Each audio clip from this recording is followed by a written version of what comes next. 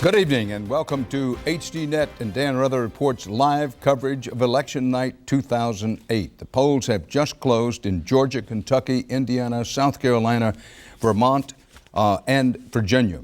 There are some very early returns coming in the race for president from two of those states, Kentucky and Indiana, mostly because the polls closed in portions of those states a little bit earlier on. But frankly, the early vote returns, they're so small and so scattered that we will not draw any conclusions from them at all.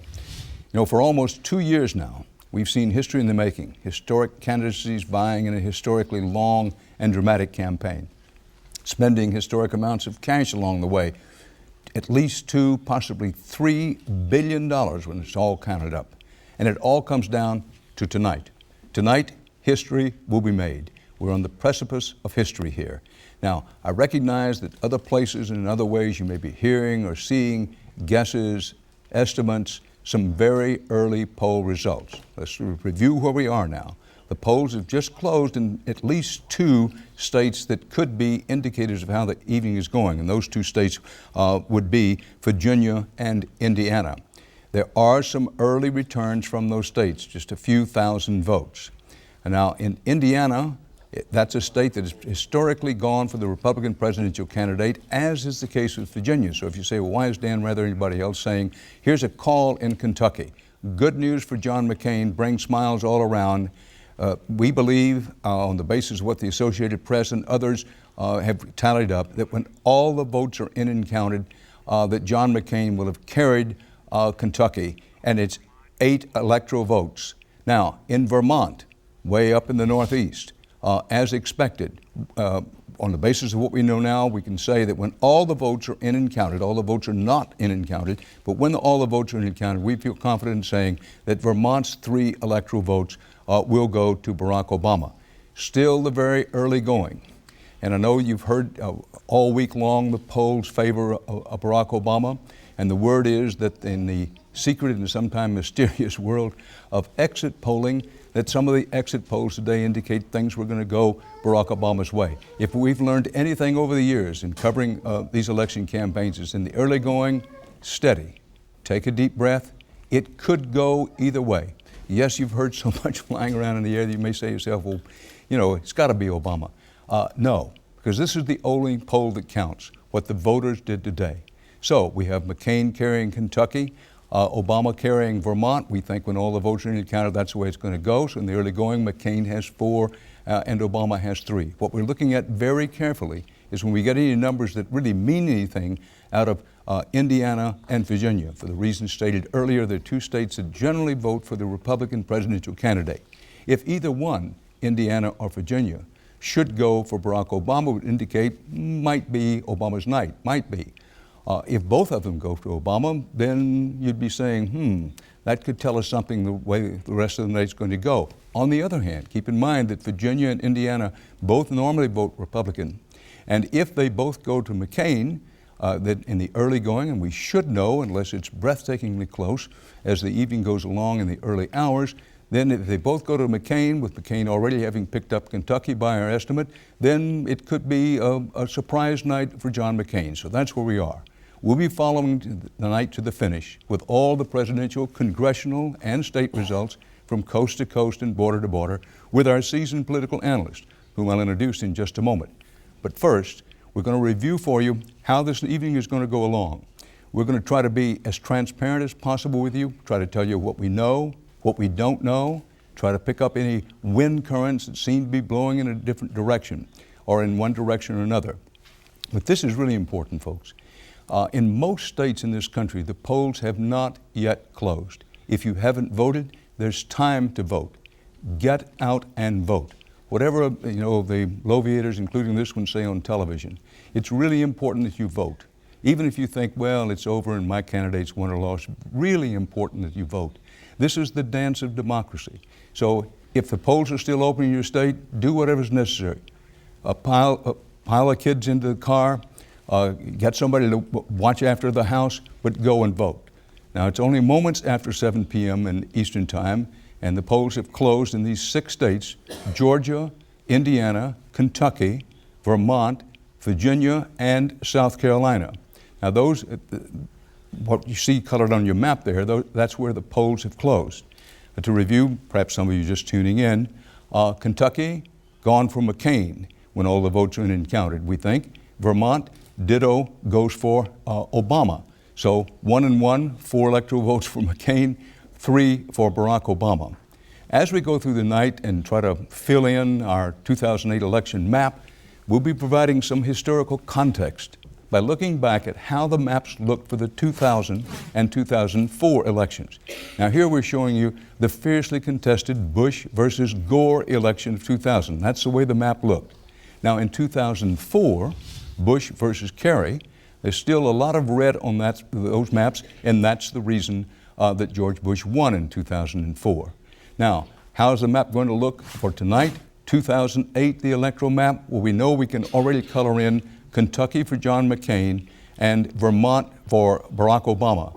Other than that, it's all up for grabs. Now, let me introduce 2 seasoned campaign strategists, 2 seasoned campaign warriors who'll be with us all night to help us analyze the results as they come in. Our old friend Donnie Fowler is a veteran of 5 presidential campaigns, including those of Bill Clinton, Al Gore, and John Kerry. Todd Harris has worked as a strategist and spokesman for John McCain, Arnold Schwarzenegger, Jeb Bush, and Fred Thompson. Donnie and Todd, as you look at the 2000 and 2004 maps, briefly, what's different this year, and what does it mean for the Democrat Barack Obama and the Republican John McCain? Todd?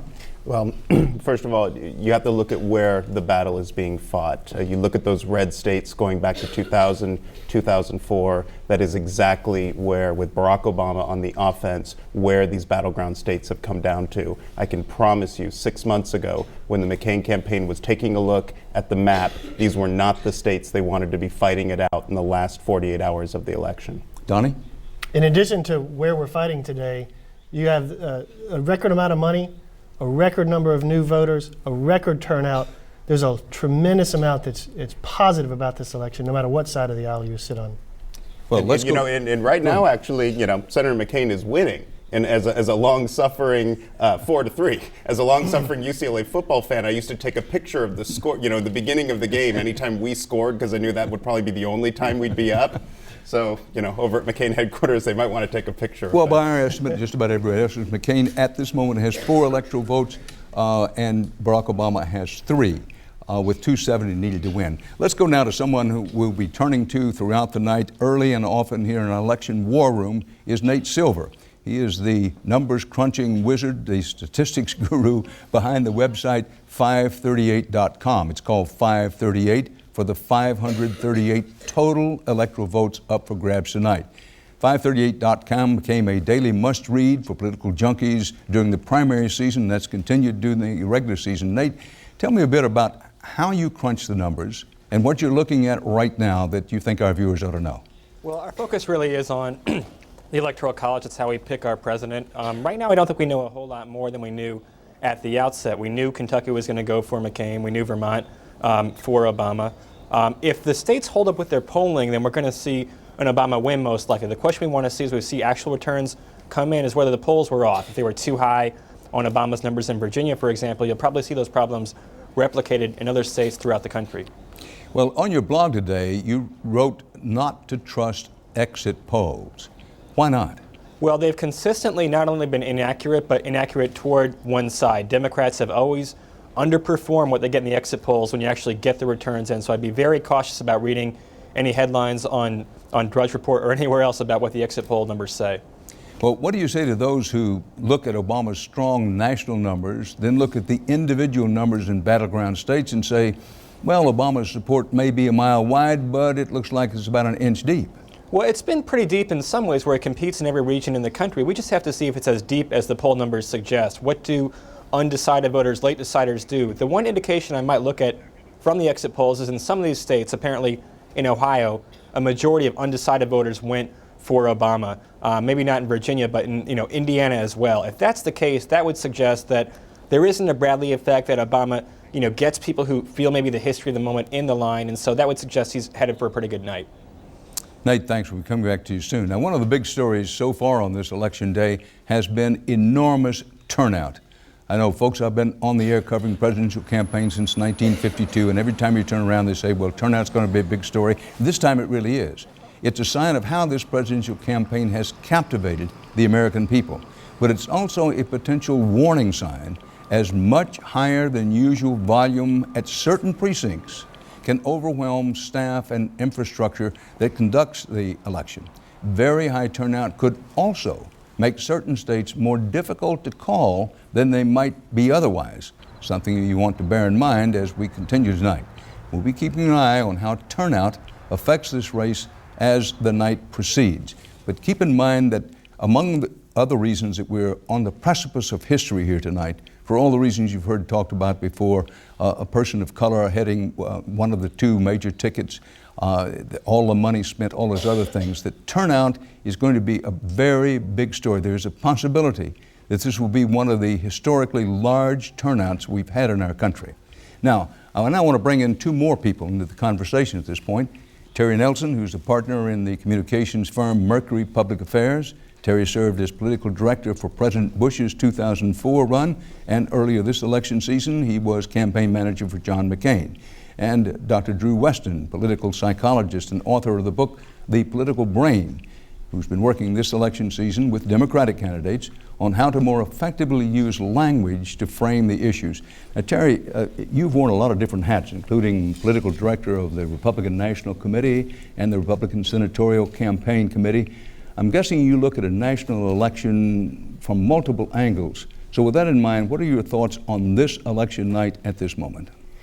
Well, it's it looks like it's going to be a potentially difficult night for Republicans. And, when we think beyond the presidential race, when we think about the 11 governor's races that are going on around the country, the 35 Senate races that are going on around the country, and the 435 members of Congress that are up, we're looking at a number of very tough races for Republicans, and predictions of a real change, or Democrats adding seats in both houses of Congress. And so that's one of the things I'm watching tonight. And the thing that I think a lot of political types like myself think about is, will the Democrats get 60 votes in the Senate?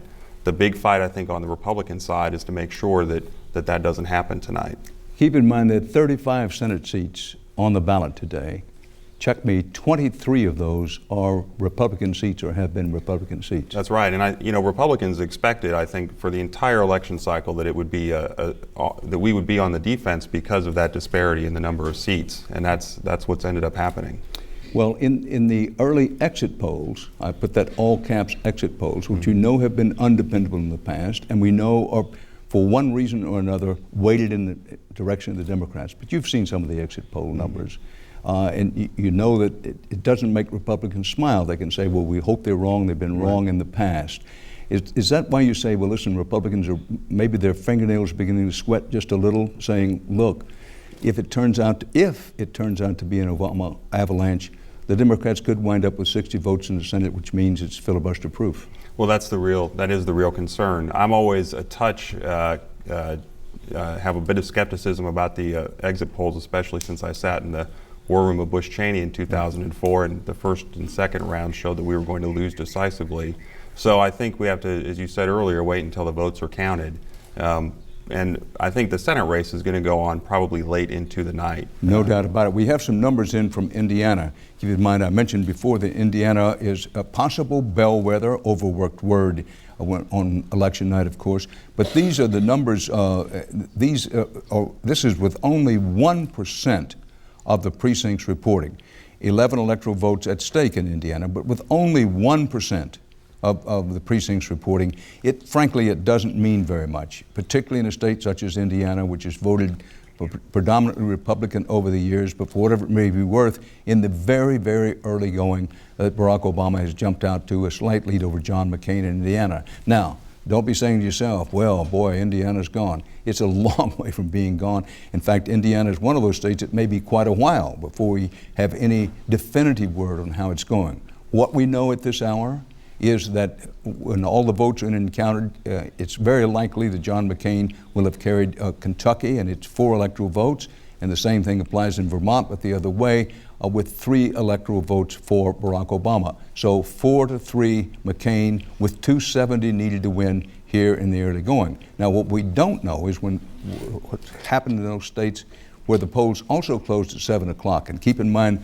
that includes Georgia, South Carolina, and Virginia. As mentioned before, Virginia being watched especially careful by most of the political pros because another state that normally votes Republican in presidential elections, the Obama people believe that they have a very good chance there. So, we'll see how it all turns out. Still very early on. Once again, we want to urge you, if you haven't voted, if the polls are still open in your state, and they are open in most states, go vote.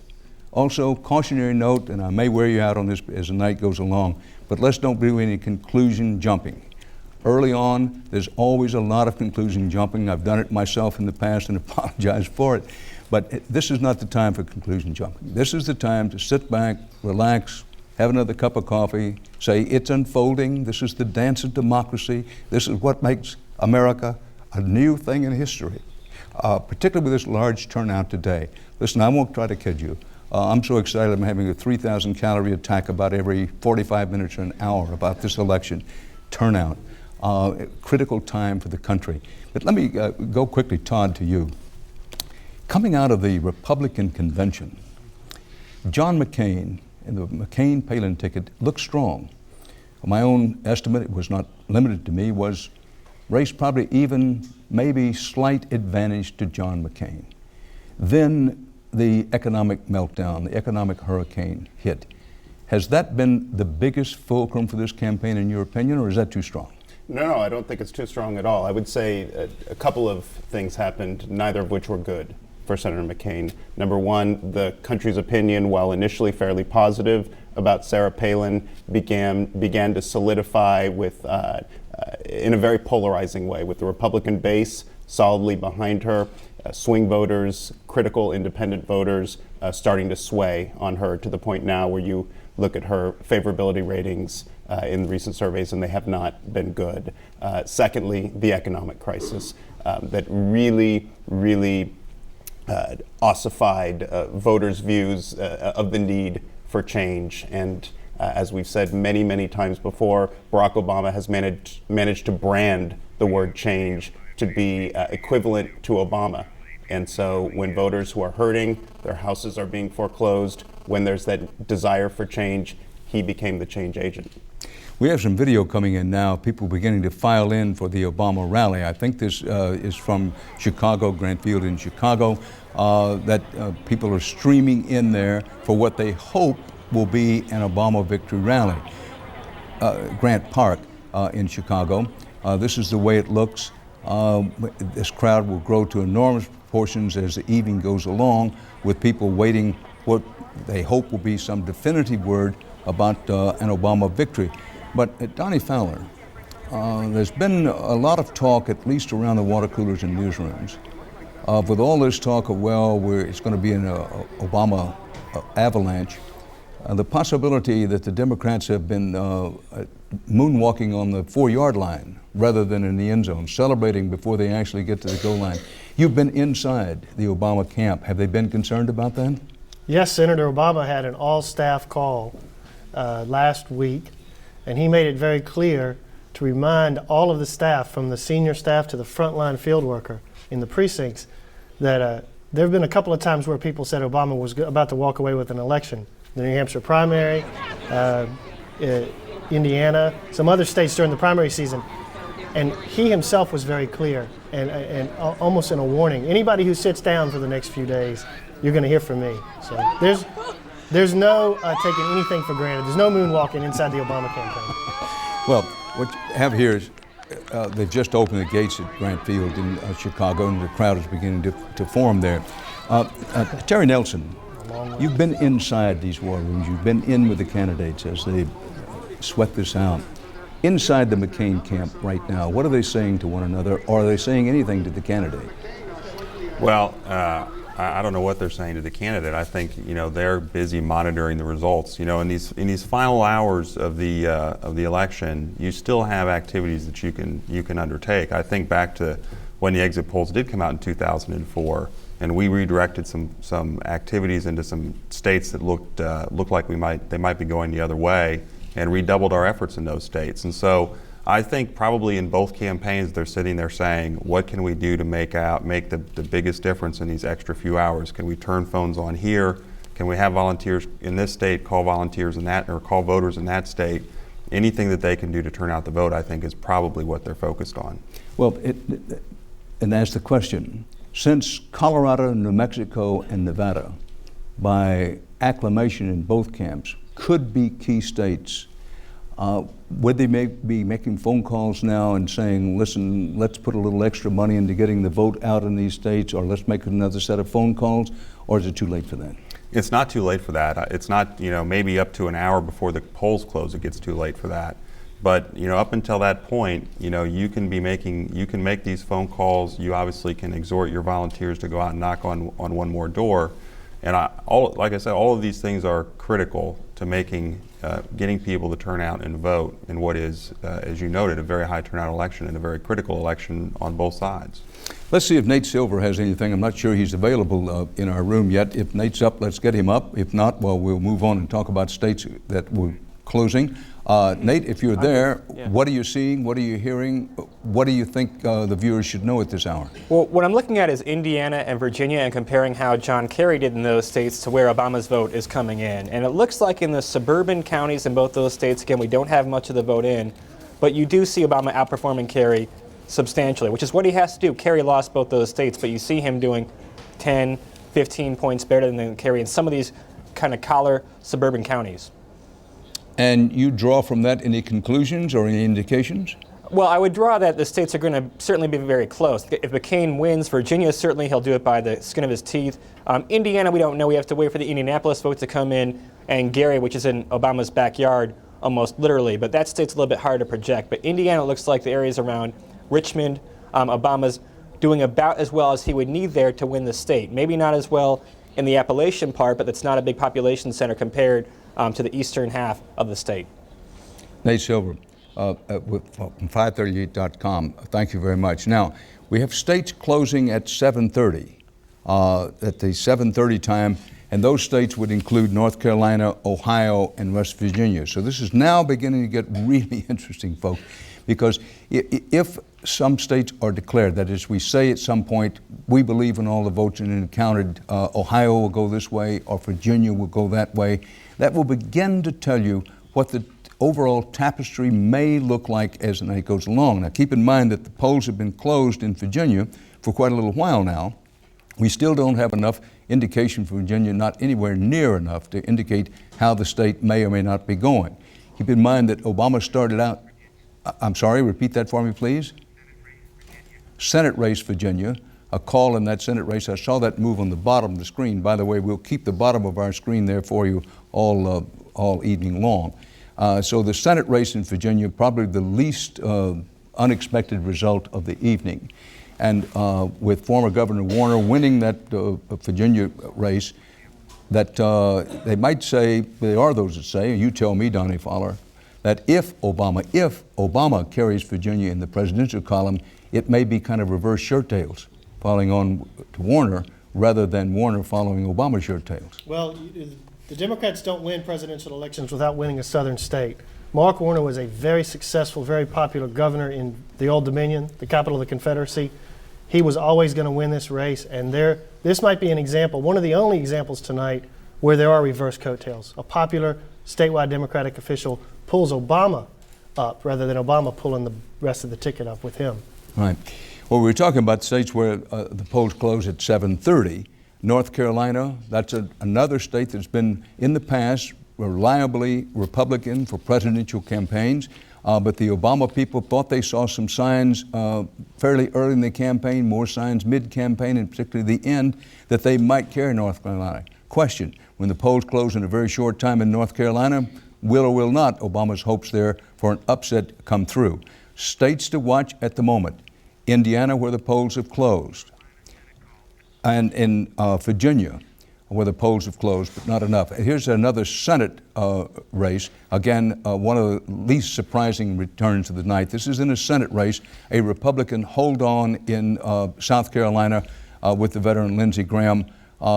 We think when all the votes are counted, his margin will be on the order of 52 to 48%. So Terry Nelson, Republicans will take some art with Lindsey Graham, but I think one could say, correct me if I'm wrong, if Lindsey Graham lost in South Carolina, that you'd have to shut the windows or something for the Republicans. That's exactly right. I think we've seen two unsurprising results: Mark Warner winning in Virginia and Lindsey Graham winning in South Carolina, both expected tonight. And if we did lose Lindsey Graham, we would probably have about 28 seats left in the Senate. But Lindsey Graham holds on to the Republican seat in South Carolina, and former Virginia Governor Mark Warner has won the Senate race in Virginia. Now, we have more pictures from the Grant Field in Chicago, where the crowd, I think, is gathering there. Could be wrong about the location. Keep in mind, folks, this is live television. We're bound to make some errors through the night. We hope we don't make any mistakes when it comes to reporting to you the results. So here's what we know. We try to tell you what we know and what we don't know. What we know is that Kentucky has fallen for John McCain. No, all the votes have been counted, but we think when all the votes are counted, in Kentucky, and there's 4 electoral votes will be for McCain. In Vermont, with 3 electoral votes, it has fallen into Barack Obama's camp, as was expected. 2 states we're really focusing in on now, and recommend you focus in what's going to happen in Virginia and Indiana. Yes, there's some early returns from Indiana because some of the states, McCain, Kentucky. We think now we can say this just in to us. We wanted to verify some things that when all the results are in and counted, that McCain's, the 8 electoral votes in Kentucky will have gone to John McCain. So you have John McCain off to an early lead over Barack Obama in what we would call the called states, if you will. So McCain gets Kentucky. What that means for the Senate race in Kentucky, a fierce Senate race underway there. We'll tell you as time goes along, it could be a good deal to go. We're going to put up Vermont, as we said before.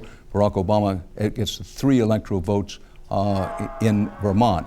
It occurs to me that I may have said somewhere along the way that Kentucky has 4 electoral votes. If I indeed said that, I simply misspoke myself, that there's 8 electoral votes for McCain in Kentucky. So McCain has 8 electoral votes, and Obama has the 3 electoral votes in Vermont. Now, we're talking about states with closing times at the 7:30 mark: North Carolina, Ohio, and West Virginia. So when we say, folks, if you want something to focus on, you can add Ohio to that, because the polls will be closing there. And so we have states to focus on: Virginia, Indiana, and Ohio. Now, the states in the orange are the ones where the polls have already closed, and the states that are in yellow are the states where they will be closing in just a matter of minutes. Of course, we go across the timeline tonight. The polls are still open in a lot of places. We want to encourage you to go and vote. Whatever you hear on television, whatever your neighbors tell you about it being over, not being over, this one's up, this one's down, if you haven't voted, go. I can almost give you an Oklahoma guarantee, which in my part of the world is the best guarantee. Give you an Oklahoma guarantee that if you don't go and vote, you'll be sorry, because they'll be talking about this election for many, many years. You know, presidential elections happen every 4 years. History books have to pick and choose. This is an election that you can just about bet the trailer money on that the history books will be mentioning 50 or 100 years from now. These are pictures, obviously, of people lined up at polling places. Turnout a really big issue, a big factor in this election. May be looking, when all is said and done, at one of the record presidential vote turnouts. It certainly looked that way during the day, and the indications during the day where that was the case. Todd Harris, you've been busy on your computer there and staying in touch. Tell me, since you've been on the inside of campaigns, what's going on inside the McCain campaign now? They jumped out and gotten the 8 electoral votes in Kentucky. What are they saying to one another? Well, they're doing something very similar to what we're doing, only they'll have the benefit of people working the phones, literally calling down to the county level, to the Secretary of State level, getting the latest results that they possibly can. But I guarantee you there are lots of people sitting doing exactly this. But one of the things that they're looking for, and I think it's important as people are tracking all of this at home, is that it's important to remember as you sit, and I'm looking at the New York Times webpage right now, and it's showing In Indiana, for example, Obama down 3 points, 48 to 51, with 10% of the vote in. What's critical for people to understand is you've got to go down to the county level to see where does that 10% come from. And certainly Donnie and Terry can talk about this much greater depth than I can, but different counties report the results at different speeds. Some take forever, some do it lightning quick. And depending on what parts of the state those votes are coming from, it could paint a very, very different picture of what the final actual results are going to be. Well, Donnie Fowler, you were involved with the Obama campaign in Indiana. Got to be a little nervous now about how things are going. What are you thinking? What are you seeing? What's going through your mind? Well, when we woke up this morning at 4:30 a.m. to go to the boiler room in Indianapolis, it was a dead even tie. What I'm seeing right now with the early returns follows what he's saying. The rural counties in Indiana reporting, there is, however, one interesting note. There's 6 bellwether counties in this country who have not voted wrong since 1960. One of them is Vigo County, Indiana, on the west side Illinois border. Vigo County is almost finished reporting, and they have given Obama a 13 or 14 point victory. Well, hold that point. When we're going to come back, doesn't mean Obama's going to carry in by any stretch of imagination. It's 7:30 in the east, just past that, and the polls have just closed now in those states we mentioned earlier where they would be closing: North Carolina, Ohio, and West Virginia. Here's what we know so far and what we don't know. First of all, there are not enough returns in any of these states, North Carolina, Ohio, or West Virginia, to draw any conclusions or even say it's pointed in that direction. Yes, there'll be people taking some very, very early numbers in the dozens, hundreds, maybe the low thousands, but that's not the way to look at it. Now, the key one here, the key state is Ohio. Remember I said earlier, focus on Virginia and Indiana, where the polls have been closed for more than a half hour now. Indiana, Virginia, very important, because if Senator Obama were able to carry those, it would indicate it might be a good night developing him. On the other hand, if John McCain carried both Indiana and Virginia, indication that he could win. And then you come to Ohio. That Ohio, you remember in 2004, it was the same story to a certain degree in 2000. Ohio really close. The Republicans took it in 2004, and Terry Nelson can tell you about the dancing and chest thumping that went on when it became clear that President Bush was going to carry Ohio. So the states, there are a lot of states in play now. Kentucky having been, we think, for all intents and purposes decided, John McCain gets the 8 electoral votes there, and in Vermont, Obama, we think, when all the votes are counted, will have it. But the states to focus on now: Virginia and Indiana, where the polls have been closed for better than half an hour, and now the polls have just closed in Ohio. That this much, take it for whatever it may be worth, as we show some pictures in Phoenix, where the McCain people have their hopes high, of course. Take it for whatever it's worth. But when you go Virginia, Indiana, and Ohio, all 3 states where the polls have now closed, if any candidate carries 2 of those 3, it would indicate he's probably going to have a good night. If any candidate winds up with all 3 of those, Ohio, Virginia, and Indiana, I wouldn't say it's over, but the fat lady certainly would be humming back in her dressing room. So Ohio, Virginia, and Indiana, we're going to try to make that our focus. Not enough in yet to say how any of those are going to go. Now let's take a look at how our 08 electoral map is shaping up. Insofar, it's still early now, so when you see the 08 election map and we show you that, well, Kentucky for McCain, that Vermont for Obama, those are the important ones. You can barely see the Obama thing up in the blue in the right-hand corner. Those are the 2 states, and only those 2 states, where we feel confident in saying, okay, this is the way they're going to go. So McCain leads Obama 8-3 in the electoral vote count with 270 needed to win. Now, elsewhere on that map, the polls have already closed in Georgia, South Carolina, Kentucky, Vermont, of course, Virginia, and now they've closed in West Virginia, Ohio, and North Carolina. And so we go through this half hour, we may or may not begin to get anything that's indicative of how any of those states, North Carolina, Ohio, West Virginia, and the others that close at 7 o'clock are going. We'll break in at any time, but let's go now again back to Todd Harris. Todd, what are you thinking? Where do you have your focus? I've said Virginia, Indiana, and Ohio. Anything else? Yeah, I'm also paying close attention to Florida.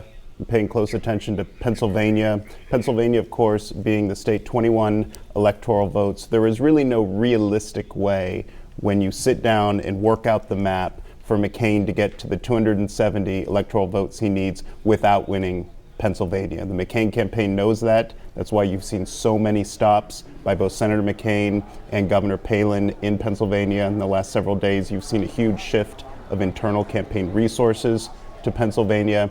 And so I'm paying a lot of attention to that, but also North Carolina, just because I think if there's going to be, if Barack Obama is going to perform well in North Carolina, then you can certainly probably put to rest any notion of a Bradley effect. Plus, it's also a great demonstration of the organizational power that we've read so much about of the Obama campaign, their ability to register and mobilize huge numbers of African American voters and get them to turn out. If they can do it in North Carolina, they can do it in Ohio, they can do it in Indiana and on westward.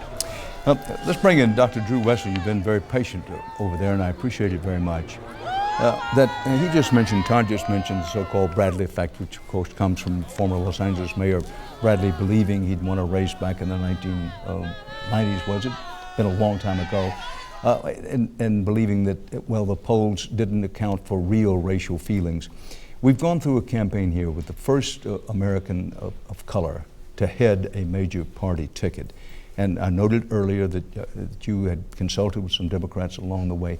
Tell us what, from your viewpoint, having studied this and studied the political brain, turned out a book on that. Going into the race, where did you think it was and how did it develop, the question of race? There are those who say, well, Barack Obama has transcended race in his campaign. He's moved us to a post-racial era. Give us your perspective on all of that. You know, you really have to distinguish between the kind of conscious racism that we saw, that most of us, you and I are both old enough to remember it growing up in the South, that was commonplace up until, even 20, 30 years ago. That's not the kind of racism that is really is active in this race that anybody's worried about. I mean, the people who are conscious bigots, which is actually getting to be a smaller and smaller percent of America, they've already made their commitments. They're not undecided voters. The people who the Obama team needs to worry about are the people who have what's often called unconscious prejudices, which is that they're people who, for example, when you and I were growing up in the South, we didn't, and I'm putting this, we're close enough in age that I can say you and I, but when you and I were growing up in the South, not only were racial epithets pretty common, but we didn't see examples of black men or black people in positions of power. It's just something that didn't exist. So, at sort of a really deep level, unconsciously, we didn't grow up with that expectation. When you've got people who are in the middle of the political spectrum, and especially when they're exposed to lots of messages that are racialized messages, the Jeremiah Wright messages, and the more subtle, nuanced messages like country first, which has as the implication on the other side, well, then what's Obama putting first? And or the first ad that John McCain ran in the general election ended with the words, "The American president Americans have been waiting for." And you kind of scratch your head and you say, wait a minute, what other kind of president would there be? There could be un-American, anti-American, or African-American. It's the people who are not overtly racist at all, but who often voice that sense of, I just feel sort of uneasy with them, and then they start coming up with reasons for it. Those are the people who you would worry as undecideds. Well, what about those people? And I've heard any number of them, and I listen to them carefully because it certainly, from several views, makes some sense. They say, look, I'm not voting on the basis of race. I really like John McCain. I like what the Republican Party stands for. I like what John McCain has accomplished. I like what he stands for. And I resent, put all this in quotes you will, these people say, I resent the idea that if I'm not voting for Barack Obama, somehow I'm at least tinged with racism. Something to that, isn't there, or is there? Well, the Obama campaign has been very, very careful not to talk about race almost at all. Virtually the only time we've heard of any discussion of race from the Obama campaign was in that brilliant speech in Philadelphia when he didn't go into that. He didn't go into the campaign intending to make that speech. I mean, that was really thrust upon him by the Jeremiah Wright controversy that was causing him to just to really start dropping in the polls and raising a lot of questions in the minds of a lot of white people of, well, is he gonna think about white Americans as much as he thinks about black Americans? And that was a pivotal moment for his campaign where he really put a lot of those concerns to rest, and since then has barely talked about race at all. Well, Donnie Fowler, I know you're at your computer and want to know if there's anything important we should know of that, let us know immediately. But what about the argument? I think it took some traction during the campaign. You tell me whether it did. Listen, it's not racist. It doesn't have anything to do with race. When we raise questions about Barack Obama's associations over the years, and those who make that argument say, listen, we're talking about guilt with association. He has a record. He has a record of associating with certain people, and it's fair enough to pull that out.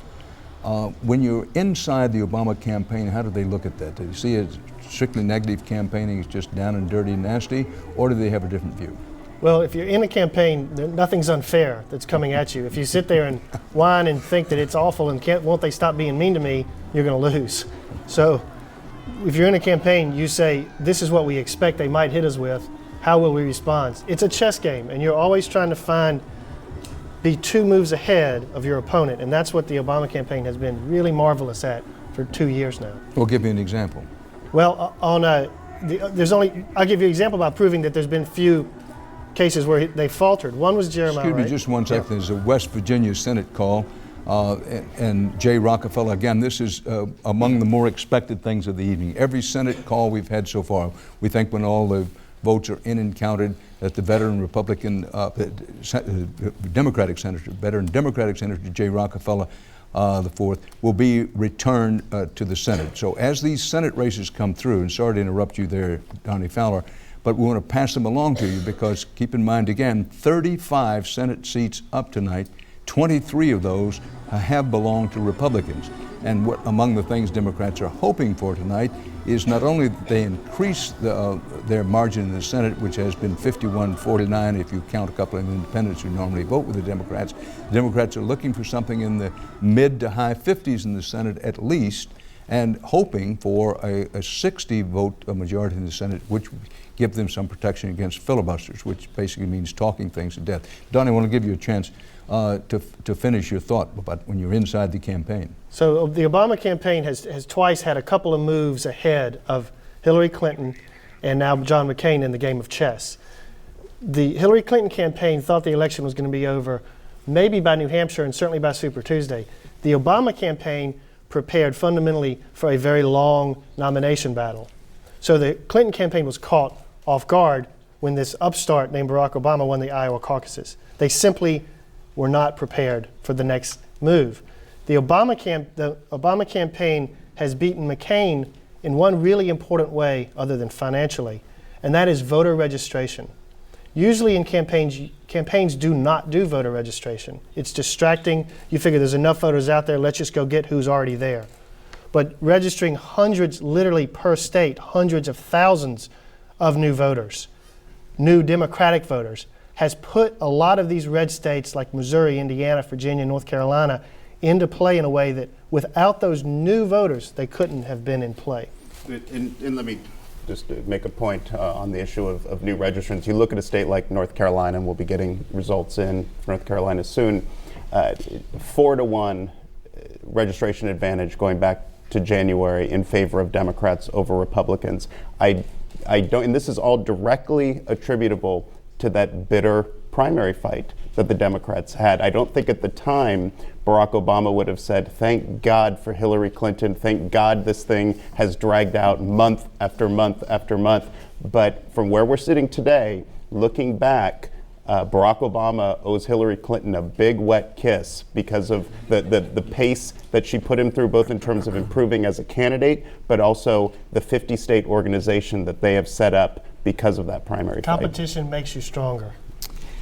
Well, except in the television business. Unless you lose. Certainly in television it doesn't. One of the stories we've been following closely for some time now, and Dan Rather reports, is that of problems with voting machines, particularly certain electronic touchscreen models. Some of you may remember that we on HDNet and Dan Rather Reports did a 1-hour investigative report about a year ago, a little more than that, on the problems with these touchscreen voting machines. Now, on an election day that's seen heavy, often record turnout in so many precincts across the country, faulty machines are just one of the things that can, and in some cases have, gone wrong. Keeping an eye on potential voting problems throughout the night and bringing us updates on major state ballot initiatives is HDNet's Greg Dobbs, coming to us from our election night war room here at the museum. Greg, welcome. What are you hearing? Well, I'm hearing that just as you've been having those 3,000 calorie panic attacks from all the excitement, Dan, a lot of Americans all over the country, but particularly in the eastern quarter of the country, have been having those 3,000 calorie panic attacks out of frustration. A lot of things have gone wrong. The only good news really is that in some states, including the state of California, there are no problems reported at all. And there are no hanging chads anymore to deal with in Florida. But all kinds of other things have gone wrong, the kinds of things that have been seen before in past presidential and congressional elections, but aggravated, as you've been talking about the potential record turnout, aggravated by this larger than expected turnout. Some voting machines have malfunctioned and broken down. Some polling places have run out of paper ballots. And there have been horrendously long lines in some places. I'm going to show you some video right now. This is someplace I visited a little earlier today. It's called Election Protection. And it's staffed by a coalition of poll watchers who are going after incidents that they hear about from people calling in and emailing in. That was earlier today when they'd only had about 24,000 reports. To now they've had close to 50,000 reports. And it's been, as the leader of the coalition put it to me earlier today, a troubling day. They have sent, for example, in the state of Virginia, they have sent lawyers out to take sworn affidavits from people who have waited in line. They swear on these affidavits as long as 7.5 hours. Now, in some cases, if you have the time, that's just fine, but not everybody has the time. They've got jobs to return to, they've got children to return to, and so they feel disenfranchised. Such things won't necessarily matter if you're not talking about a battleground state and the outcome isn't necessarily dependent on a slim margin. But where that is the case, we're talking about a different story. And in fact, the malfunctions have taken place surprisingly in the battleground states, in Pennsylvania, in Ohio, in Virginia, in Georgia, and in Florida. Now, I've broken it down, Dan, into 4 categories. First of all, human error. And this just means people behaving badly, but not necessarily with deliberate malintent. In Shaker Heights, Ohio, for example, near Cleveland, the second page of a 2-page ballot was missing for some of the first voters who came into precincts there. In Raleigh, North Carolina, kind of a funny story if you're not waiting to vote in this particular precinct, one election judge, the chief election judge for a particular precinct, got out of the car when her grandson delivered her at 6:30 this morning and said goodbye. He went off to work. She went inside and realized, uh-oh, I left the ballots in my grandson's car, so it took a while to retrieve those. That's just human error. Some of it deliberate, some of it more likely inadvertent. Here's something where you don't know which category to put it into. At Virginia Tech University, at Virginia Tech in Montgomery County, Virginia, one precinct was assigned to the students who had registered to vote at Virginia Tech. The trouble is, number one, almost 6,000 students were assigned to vote in this one polling place, which is roughly double what the law allows. Number two, it was 6.5 miles away from the university campus. Number three, the polling place was across a busy highway from the parking lot. And number four, the parking lot had 30 spaces. So that's human error. Machine malfunctions, much more widespread, and particularly, but not confined to the battleground states. You talked about the touch screens on which you did your groundbreaking report about a year ago. Touch screens, which, if people don't know what that means, they are like ATM machines. You literally touch a screen with your finger and it should record your selection in the election. The trouble is, sometimes people have touched the screen either not hard enough or held it down too long, and their vote has not been so recorded. Many may have read in the last few days about Oprah Winfrey in Chicago. She did early voting, I think Thursday of last week. And at the end of the process, she was given the opportunity, as every voter is with a touchscreen machine, to go back and check her selections, make sure she didn't make a mistake. And when she did, there was one vote that hadn't gone recorded, and that was only the vote for the presidency. So touchscreen machines have malfunctioned.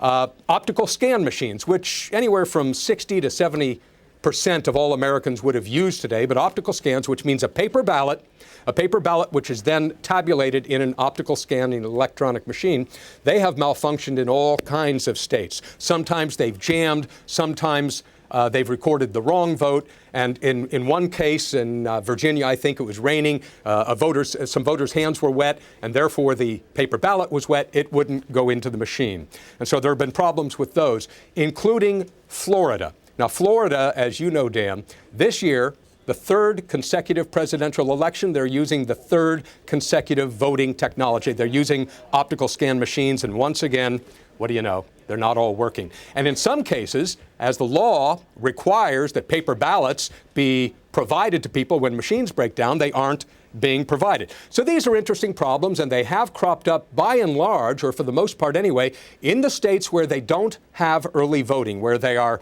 stressed by the full turnout for this 2008 election. It kind of makes you wonder, Dan, what would happen if our turnout came closer to the 100% they see in some countries around the world. And then most egregious, deliberate voter fraud, voter suppression, it's called legally.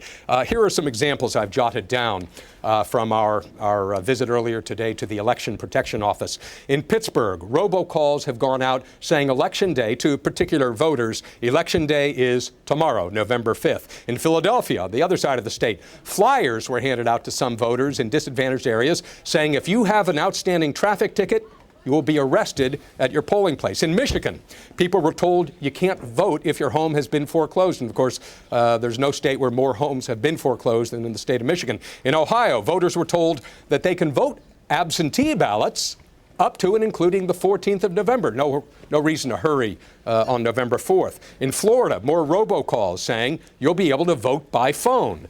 In 3 states, I've got reports here, North Carolina, Texas, and in Virginia, flyers went out. In fact, in Virginia, I was told they went out on something that resembles the state official letterhead, flyers that said Republicans vote today, November 4th. Tomorrow, they vote, the Democrats vote on Wednesday. So by and large, the people who have been targeted, we'll have more stories for you later on, Dan, the people who have been targeted with these things are the 9 million plus new voters in America, including, of course, a lot of students at college campuses around the country.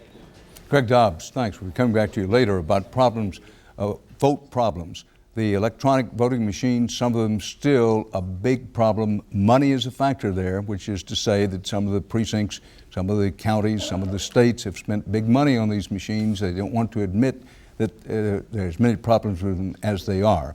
Where we have our focus now, the polls have already closed in some of the states we're watching most carefully, principally Virginia, Indiana, and then also we're coming up at the next hour. If you're saying, well, what about Pennsylvania? What about Florida? Keep in mind the polls do not close there until 8 o'clock Eastern time. And certainly Pennsylvania and Florida, as well as Virginia and North Carolina, where the polls have already closed, and then as well as Indiana and Ohio. Those are the states where if you're saying to yourself, well, how do I make sense of what's happening at this moment? What we know, the only thing we feel we can report with any certitude is that McCain has 8 electoral votes out of Kentucky, Obama has 3 out of Vermont. All the rest is just guesswork or very, very early returns in which it's extremely dangerous to draw any conclusions on the basis of a few thousand votes in with tens of thousands, hundreds of thousands, in some cases a million votes in the state or more to be counted. So that's where we are now. Now, it's true that in case of Virginia, been hanging out there quite a long time after the polls have closed, and that in Indiana, same story. But that would indicate, since we don't know a lot and have to say to you, look, there's not enough to make any judgments there, it doesn't necessarily lead to the conclusion, but certainly indicate that as expected, the votes in those 2 states, Virginia and Indiana, were very close.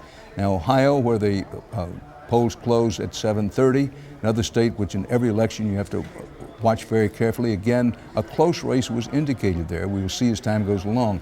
In North Carolina, which the Republicans normally would expect to get with some ease, a bit jumpy about it this time because the Obama people put a big effort in there. The polls have been closed there. But coming up on the 8 o'clock mark, 2 of what they say in the Southwest, the big uns, 2 big uns have the polls closed at 8 o'clock, and that's Pennsylvania and Florida. Also, Missouri closes at 8 o'clock. Yet again, this is a state with 13 electoral votes, a state where the Republicans normally carry it, but this time some doubt. By the way, Missouri has 11 electoral votes.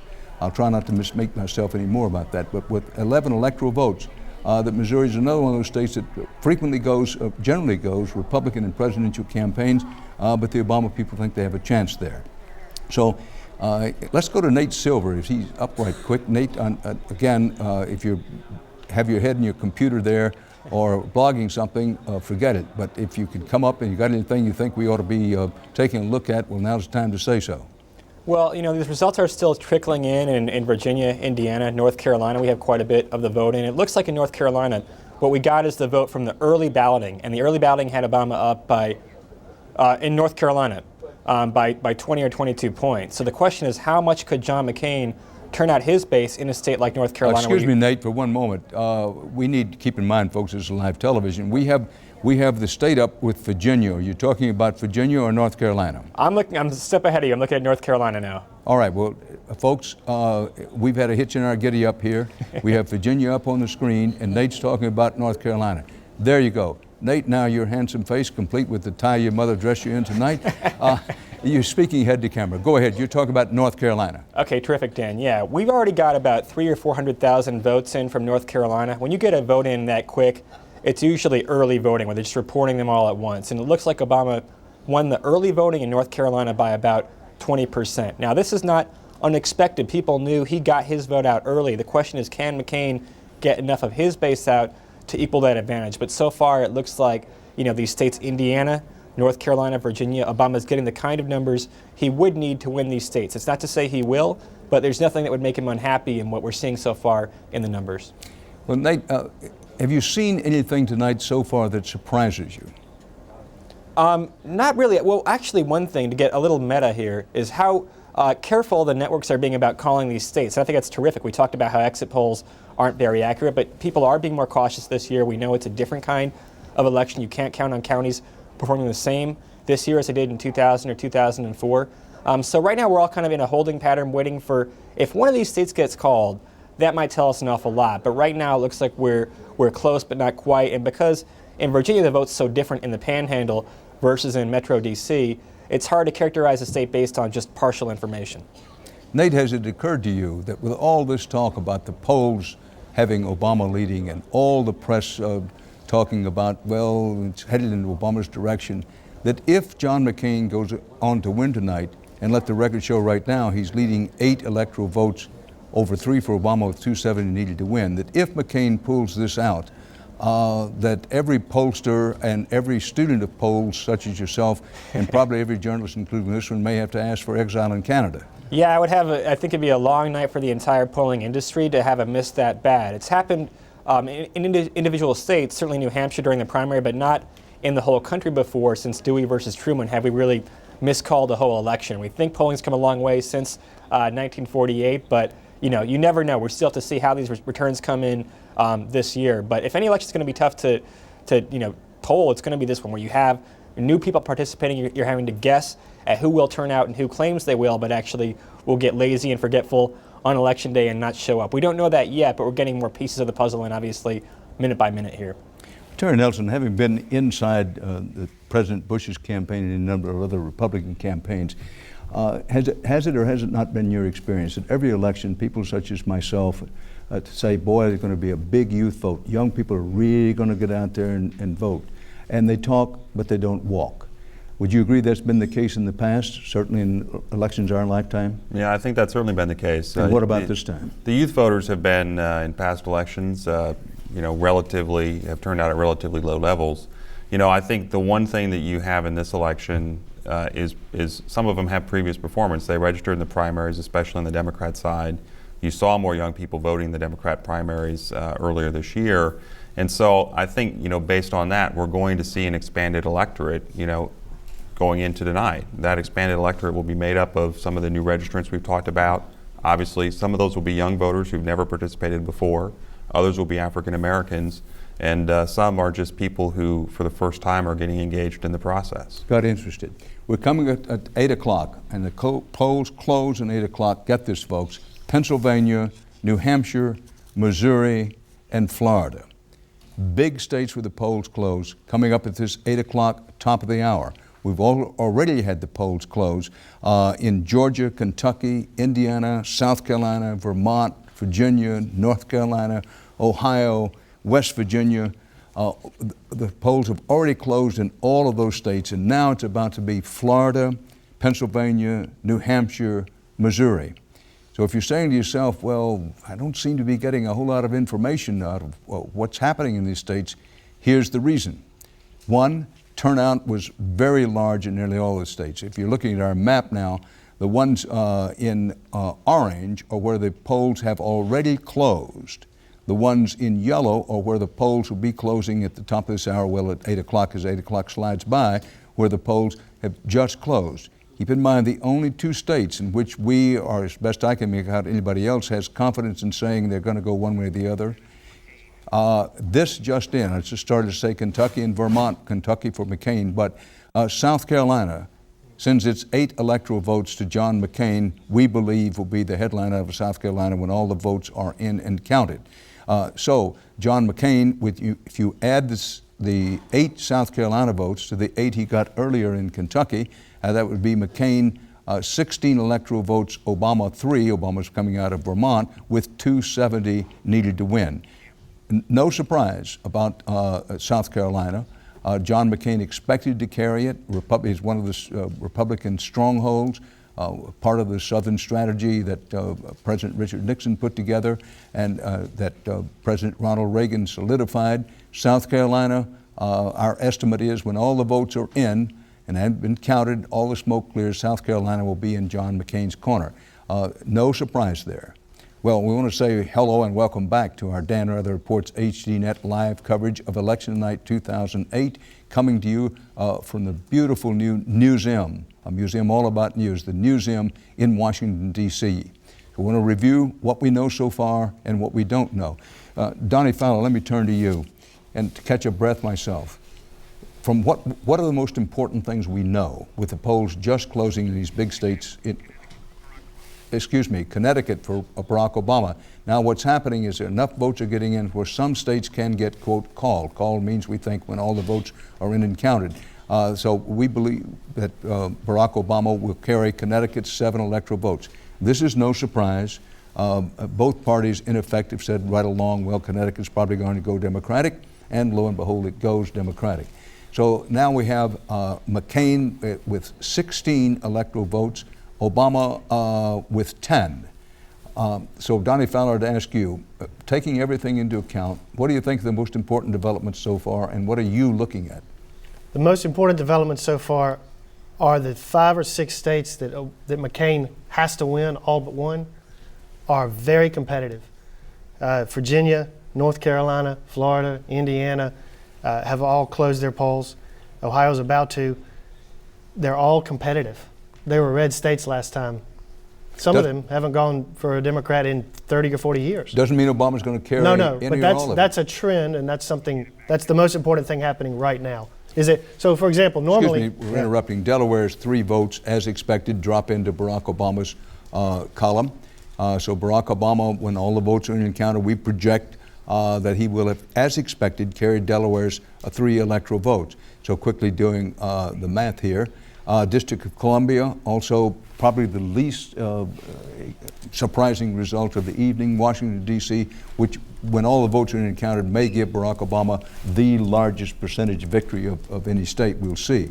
But Barack Obama picks up the 3 electoral votes in Washington, D.C. So some of the more expected states have started to tumble. But your point, Donnie, was that the big ones, that particularly Pennsylvania, Florida, Ohio, for that matter, Virginia and Indiana are still hanging out there. Well, usually you'd see by this time, just a few minutes after these polls close, Indiana would have already been called for the Republican, like Kentucky has. Virginia, North Carolina would have already been called for the Republicans, but they're not. And we're tick, tick, tock, tick, tock. We haven't had any traditionally blue states that were in the battleground. Nobody's surprised if Vermont and Washington, D.C. went for the Democrat. Illinois, 21 electoral votes. Another state goes, no surprise, of course. Another state goes to Obama with little drama. His home state, he would be expected to go, we expect to go Democratic. And so it begins to add up. We'll do the vote totals for you in a moment, but 270 electoral votes needed to win. Neither candidate up to now, do we believe, could claim to have even 20 electoral votes up to now. So it's still in the very early going. But Donnie, I want to give you a chance again. Sorry to interrupt, but we try to bring results when we have them. Oh, yeah. So your point is that if you're in the McCain camp, that in some ways it's a sweet hour of prayer because the polls have closed in these big states, and you're saying yourself, Florida, gotta have it. Come on. Pennsylvania, gotta have it. By the way, Maine's 4 electoral votes go to Barack Obama. What you're seeing here is, as expected, the northeastern states, the Republicans would be surprised almost to the state of being shocked if any state in New England went for John McCain. So as expected, Barack Obama picks up Maine. Again, no surprise there. We pass him along to him as we get him. So one more time, Donnie, your point is that with the McCain camp, with the polls now closed in states like Florida, Pennsylvania, Ohio, now even Missouri, that they're going to be on their computer screens looking down with practically their nose on the screen looking for any indication of how they're going. Any ray of hope. Well, and we had talked, Dan, earlier about how as they're looking at all these states, they're looking down onto the county level. And I'm looking at Florida now, and as you mentioned earlier, I used to work for Governor Bush, and I remember in 2002, as we sat looking at every single map. Excuse me 1 second. Yep. Maryland drops for Obama again. This is expected, 10 electoral votes.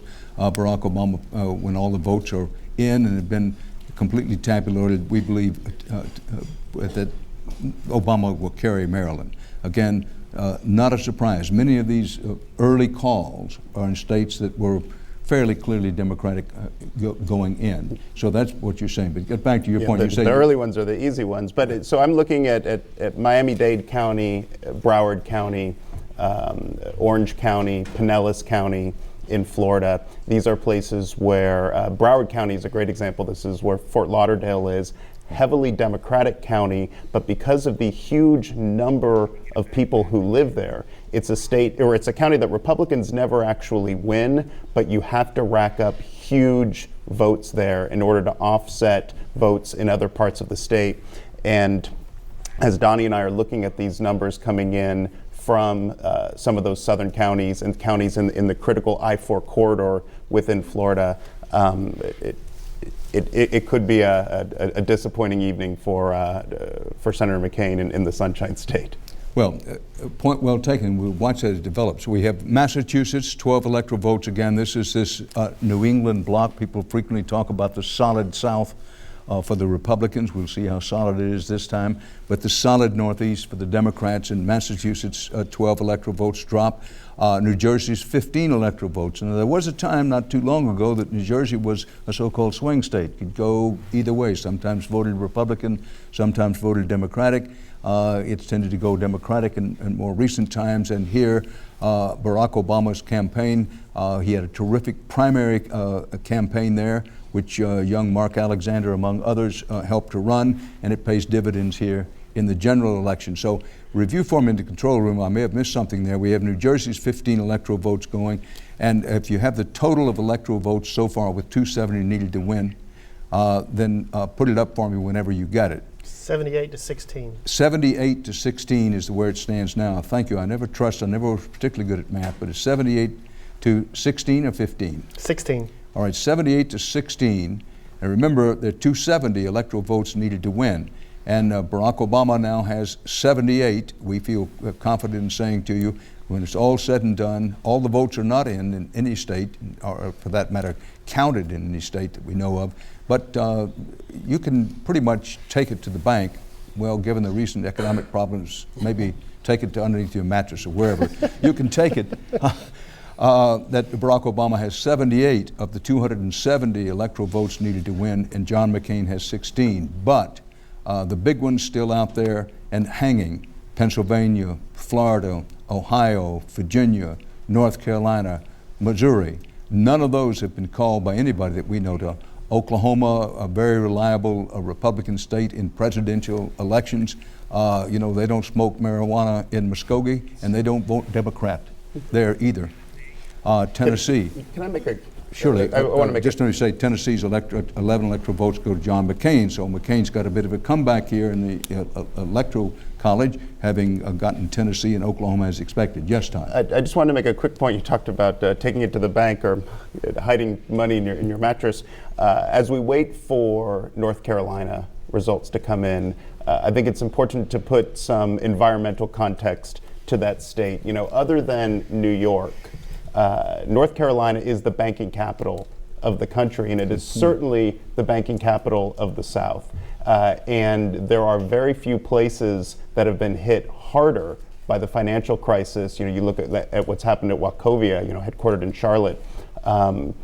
North Carolina has been hit very, very hard by this economic crisis. And in between that and the overall political environment that we have, we talked about coattails earlier, and you look at a Senate race like the race between Elizabeth Dole and Kay Hagan. Elizabeth Dole is someone who, under normal circumstances, would probably be coasting to re-election right now. She is in real danger tonight of losing to a state senator that was virtually unknown just a few months ago. That's a very strong point, Todd, and one I want to come back to later. North Carolina being, many people don't know, it's a real banking center of the country, and having been hit hard in the economic meltdown, that has its effect. I want to emphasize, we have not called North Carolina, so far as I know, neither has anybody else. We're not saying that North Carolina has gone to Barack Obama.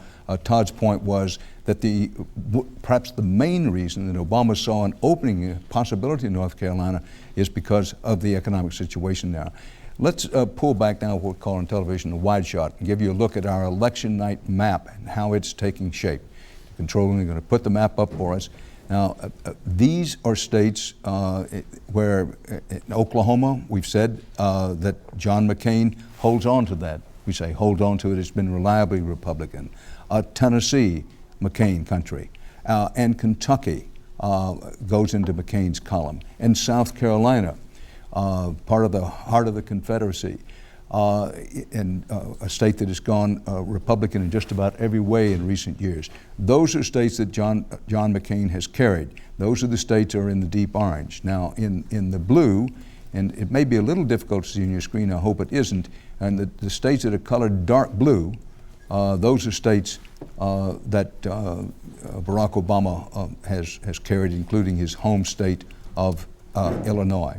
Want to emphasize that it's still fairly early on, but now we're beginning to get into sort of the midsection of the election night cycle, I should say. Once we pass 8 o'clock, we're going to go 8, 9 o'clock.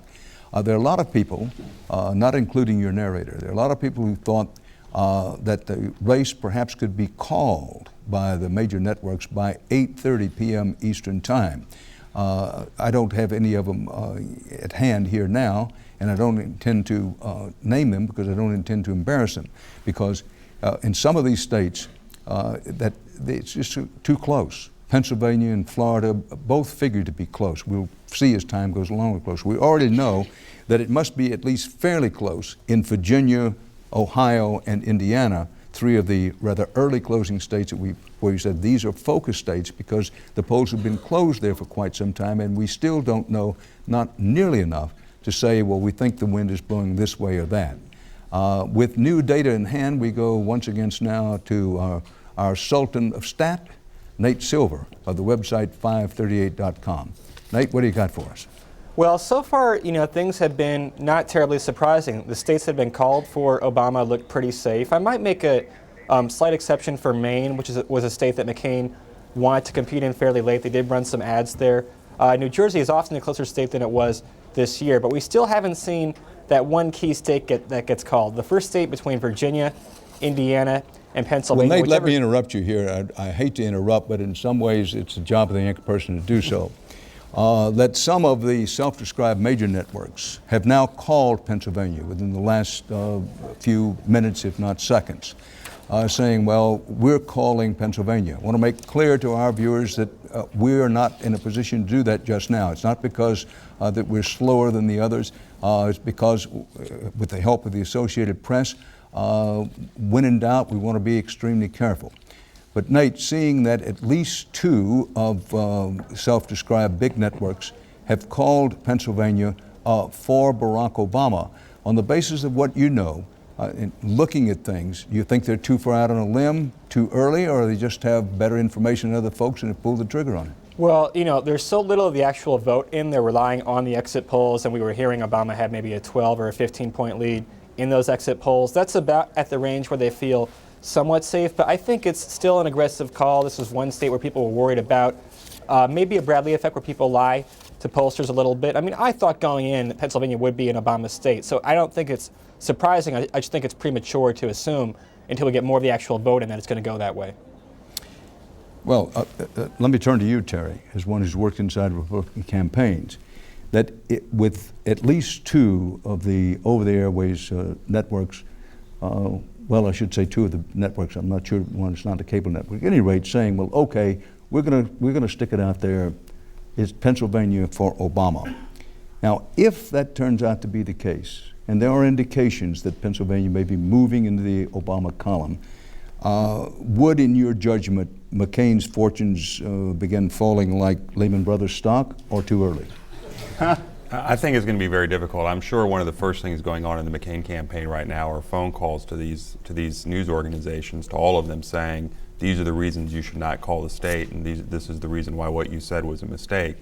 But it's very difficult for John McCain to win without Pennsylvania. I think the campaign knows that. They've been so focused on it with time, with resources, with efforts on the ground, that without Pennsylvania, they really have to win every state that George Bush won in 2004, and that is a difficult task in this environment. Well, Todd, let me turn to you, that we know in the end, particularly in Pennsylvania, not limited to Pennsylvania, that at least some of the campaign operatives attached to Senator McCain or working in his behalf went into attack mode. Now, if Pennsylvania, if, I put an italicized, all caps, underscore, if it turns out Pennsylvania is indeed put in the Obama column, would that indicate necessarily that the attack doesn't work, or, as some might argue in the McCain camp, they didn't start it soon enough?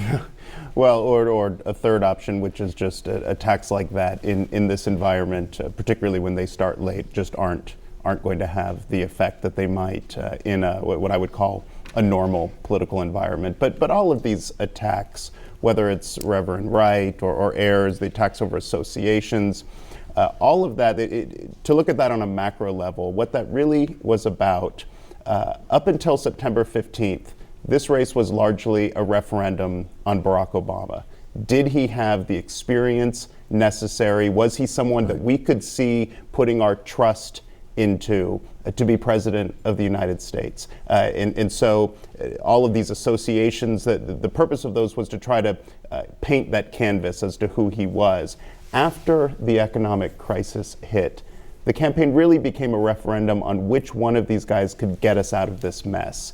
And all of the public really was looking for was a candidate that they felt could help solve these problems. The problem, one of the problems that the McCain campaign had was that they still needed to paint Obama as someone who wasn't ready, wasn't experienced enough to be president. The public was looking for solutions on the economic crisis. The two didn't meet. Well, I want to emphasize to our viewers that we're privy to a lot of information, and working with the Associated Press from our headquarters here at the museum in Washington, D.C., we look at the figures, we look at the results coming in, we say to ourselves, okay, is this enough to, quote, call a state, which is to say to you that we feel confident in saying the state's going. I want to make it very clear, we are not, at least not yet, at the point where we're saying Pennsylvania goes in the Obama column.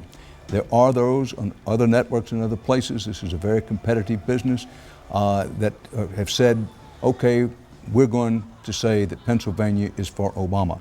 So where we are is we tell you what we know, we tell you what we don't know. We're not better than anybody else. We certainly don't think we're worse than anybody else. We tend to play it a conservative here. I will say, when and if we say to you, Pennsylvania is called, we think it's going this way or that, we'd like to think that you can be pretty sure of that. But here's what we know. We know that John McCain has carried some of the states where Democrats traditionally do well, Oklahoma, Tennessee, Kentucky come to mind. And Barack Obama has done well. And we've called the states, including some of those in the Northeast, Massachusetts, Vermont, Maine, and so forth, saying, well, okay, these are places that we feel confident in telling you they're in one column or the other. 270 electoral votes needed to win. In the early going, one candidate may spring forward, the other may lag. But as the evening goes along, sometimes what happens is that one candidate will lag for a while and then spring forward again. But right now, put it in perspective for you. These are the states that we think you should paying particular attention to. Every state's important. But when you talk about Virginia and Ohio, Pennsylvania, Florida, North Carolina, and Missouri. And when we know what's happening in those states, we'll know a lot more about how this race is going. Our Dan Rather Report special election night coverage here on HDNet from the beautiful and wonderful museum in Washington, D.C. will continue after these messages, so stay with us.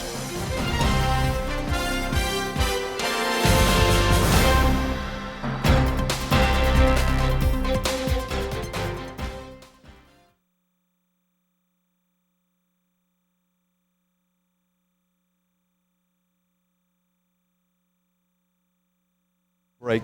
I don't know. Yeah.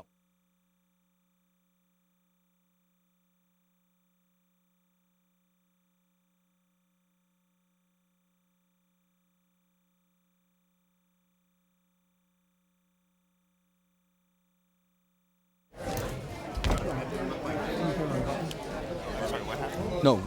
Was that a privileged conversation you got from campaigns? No, we were just talking about what lists we're on from the campaign. Right. I was saying if you need to take a break, this is a good time to do it.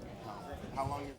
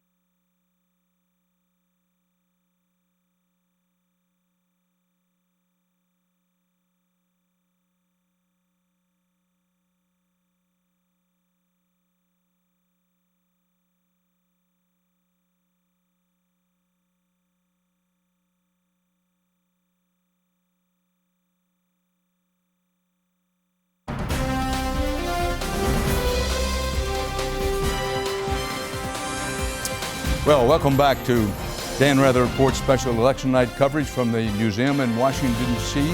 What you're seeing here is a live, high-quality, high-definition shot of the United States Capitol. Where things are right now is the polls have closed in some important states west of the Mississippi. Again, want to remind those of you who are in other time zones across our great country that there's still time to vote in a lot of states. And if you haven't voted, please don't take the attitude, well, it's a little late and I'm not going out. I've seen long lines and what have you. This is time to stand up and be American and go vote if you can, then come back and join us for our coverage. Terry Nelson, when you have two networks saying Pennsylvania for Obama, what goes on inside the campaign? I asked you this before, and you said, well, one thing, the campaign starts calling those networks and saying, we think you're too far out there on a limb. What does the candidate do? Is he traditionally, normally sequestered off with his family? Does he have his top campaign aides around? Is he on the telephone? Take us inside. I think the candidate's usually going to be someplace away from all the activity inside the campaign, with family, with top aides, talking about what's going on. Obviously, they both worked very hard to get to the place where they are in the campaign right now, and they'd like to know the results. John McCain is the kind of guy who likes to get the information. He's interested in the polls and he's interested in the latest developments, and so he'll be interested in the latest developments right now, and I'm sure they're talking over what it means. You know, what does Pennsylvania mean? What's the internal information they have about what position they're really in the state, and some of these other critical states that we've been talking about. Does anybody suggest, well, maybe we should have written or begin writing a concession speech in either party? I mean, is that something that's usually done well ahead of time by both the two major candidates just in case, or is it considered bad luck and let's don't touch it until we actually know? Well, you know, it depends on the campaign. You know, some campaigns will write both speeches beforehand, and then the candidate has a chance to look it over and make sure they strike the right tone. I suspect that's the case here, but I don't know for certain. It seems like the safe course would be to know what you want to say in victory and to know what you want to say in defeat before you have to face it that evening. But Dr. Drew Weston, having written the book The Political Brain, you have anything to contribute on that? Would it be bad psychologically for a candidate, even if you say, well, look, I need to be prepared, or both candidates to write their concession speeches in advance, or would it be better psychologically for them to say, no, I'm going to wait until I know how it's going to turn out? Well, I think in this particular case, if Pennsylvania does go for Obama, probably they'll need a shrink like me in campaign headquarters for John McCain. That would be my best guess. I'd asked earlier with Donnie, I think it was, about negative attacks, whether they had worked or hadn't worked, because late in the campaign, somebody somewhere who wanted Senator McCain to win unleashed what by anybody's estimate would be negative campaigning. However, negative campaigning is not an indictable offense, particularly if the facts are true. Let me pause and say, in New Hampshire's 4 electoral votes, we now feel confident in saying, playing it safe and cautious. When all the votes are in and have been tabulated, Barack Obama will get New Hampshire's 4 electoral votes. Keep in mind, New Hampshire was considered, I don't know, he called it this, John McCain's lucky state, because he carried it in 2000 and thought it might propel him to the Republican nomination. It didn't, but he beat George Bush there, and he went back late in this campaign. But if we're correct in what we believe now, and naturally we think we are with the Associated Press saying it goes to New Hampshire, I wouldn't say that that's a spear through even the shoulder, much less the heart of John McCain, but he has to wince a little bit because he put so much in it, and I think he did feel, gosh, I owe those people a lot, and if I can count on anywhere, maybe I can count on them. But I want to get back to the negative attack thing. So there were these ads, and I'll put it in quotation marks, the attack ads, others would call the factual ads, pointing out what some would say, and I'd have to agree, in some cases, listen, it's fair enough to say with whom has this man, in this case Senator Obama, associated campaign. And the Obama campaign was by no means above having its own attack ads. What do we know about attack ads and attack tactics here in the 21st century? Well, the first thing, the distinction that you make is a really important one between fair attack ads and unfair attack ads, or ethical attack ads and unethical attack ads. If we go back to the point that was made before about Pennsylvania, about whether the attack ads are working, and about what happened with the stock market crashing, the financial markets crashing. It wasn't just the fact of the financial markets crashing that made such a huge psychological impact on voters, and that was what turned a 4-point McCain advantage into a 10-point deficit. It was 2 things on top of that. One was that in the face of the crisis, Barack Obama seemed steady and calm and seemed to show the kind of judgment that people had been questioning about Barack Obama, and that John McCain had really been making a cornerstone of his campaign, that he was the one with the experience and the judgment. And here was this guy who was being totally steady all the way through the thing, and John McCain was not looking steady. But the second that was really important was that Barack Obama actually did launch an attack at that point.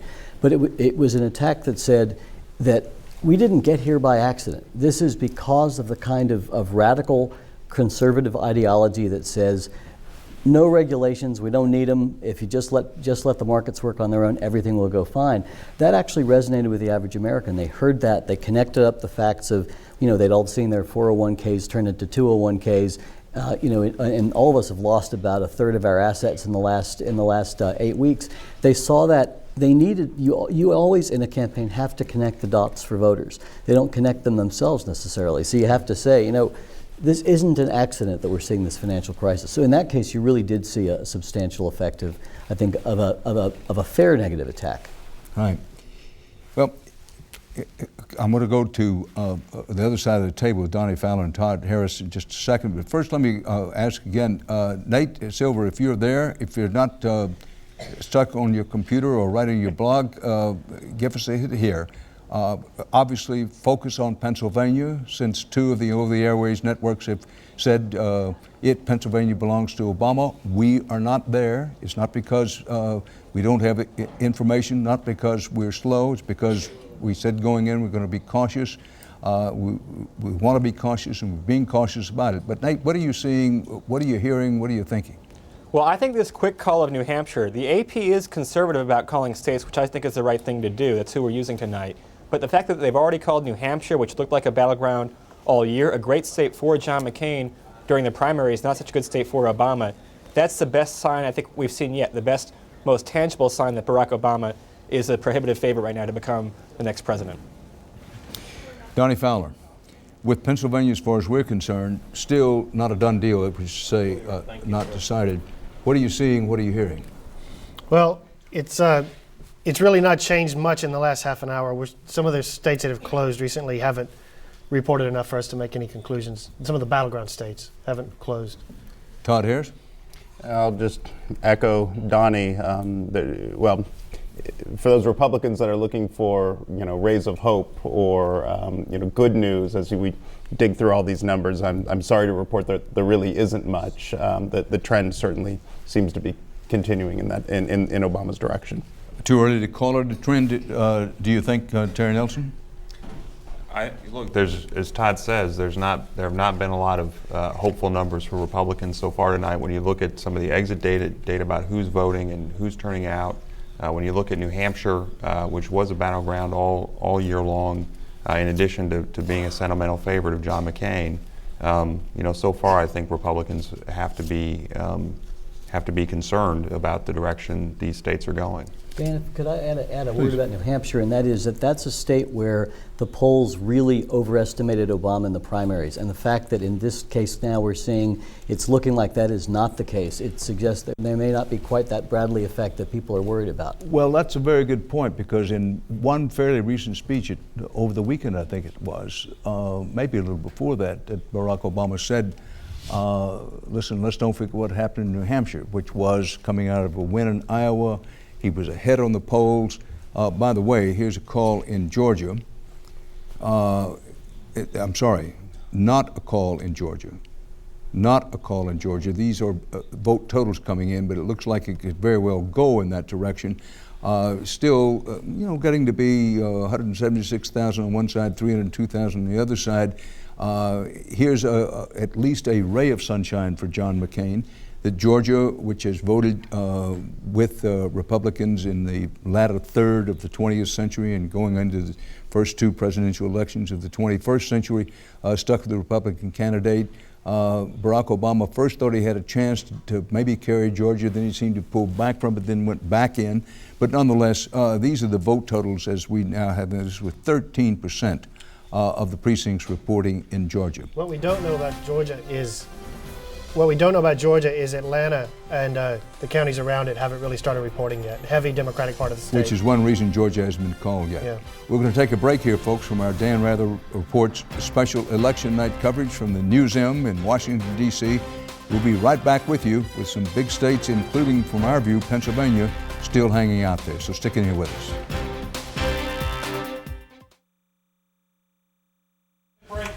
Is 1 minute break? Yeah, you're not hearing, right? Yeah, not here. We don't know yet. Are we switching it out? I don't think so. It was with Silver, I didn't hear anything in my ear. It could be a problem in the control room, I think. Yeah. You know what?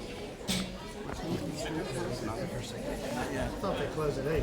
He does not have it in yet. We're changing your piece. Oh.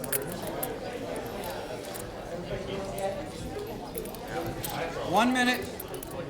That's right. So, in 1 minute, you keep working. Don't worry about it, because if we see it, we see it.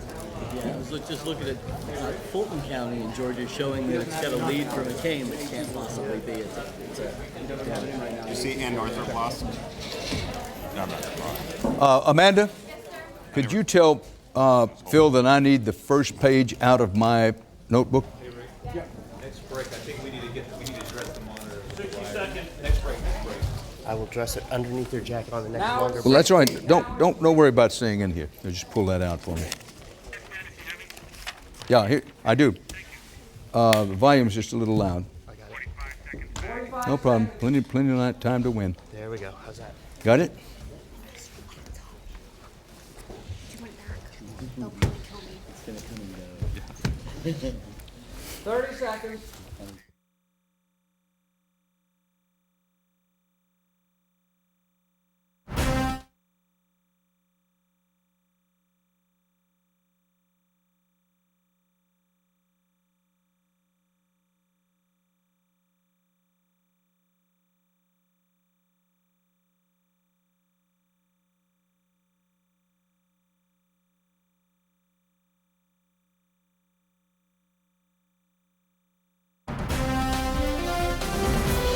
And once again, welcome back to our Dan Rather Report special election night coverage from the nation's capital in Washington, D.C.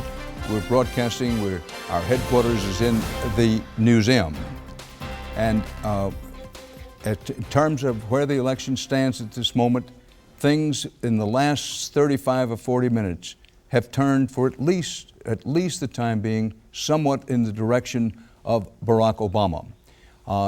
The reason is that in several of the states he was expected to carry, he did carry.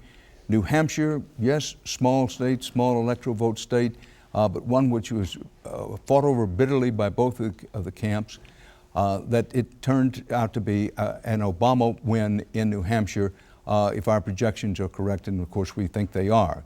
Now, the big states are still out there. The polls have closed now in places like Florida, Pennsylvania have been closed for quite some time, in Ohio and Virginia. But not enough information on coming anywhere close to making a call in those states, as far as I can figure out. Virginia and Ohio closed earlier than Florida and Pennsylvania. And so one would expect that unless they're breathtakingly close, perhaps we will know something about them in this next half hour. But the one thing we know about election night is don't get too far out there with predictions of any kind. Now, if you're at home saying to yourself, I voted for John McCain and it doesn't look good for him at this particular time, it's true it doesn't look good for him at this particular time, but there's still, keep in mind how many states, there's still states where the polls are open out in the West. How many states have either not closed their polls yet, or the polls have been closed and no results is in. Now we'll give you a look at our overall map here. These are the states in which the polls have already closed. All of them, and the one state there where we have Arkansas where the polls are expected to close soon. Now these are the states carried by John McCain so far. According to our calculations, he can count on South Carolina, Tennessee, Kentucky, and Oklahoma. In the states colored blue, look up in the right-hand corner up in New England, all of New England has pretty much gone for him. And Illinois, his home state. Out there now go in the heart of the Midwest of Ohio, Indiana, Pennsylvania. There were those who said, including some in the McCain camp, that if Senator John McCain could not carry Pennsylvania, that his hopes might evaporate. We're not saying them saying what they said to themselves going in, but we do not yet know. We don't feel confident enough in saying yet how Pennsylvania is going to go. There are others elsewhere who've said they think that Pennsylvania has gone for Obama. I want to make clear that's not where we are at this moment in the thinking.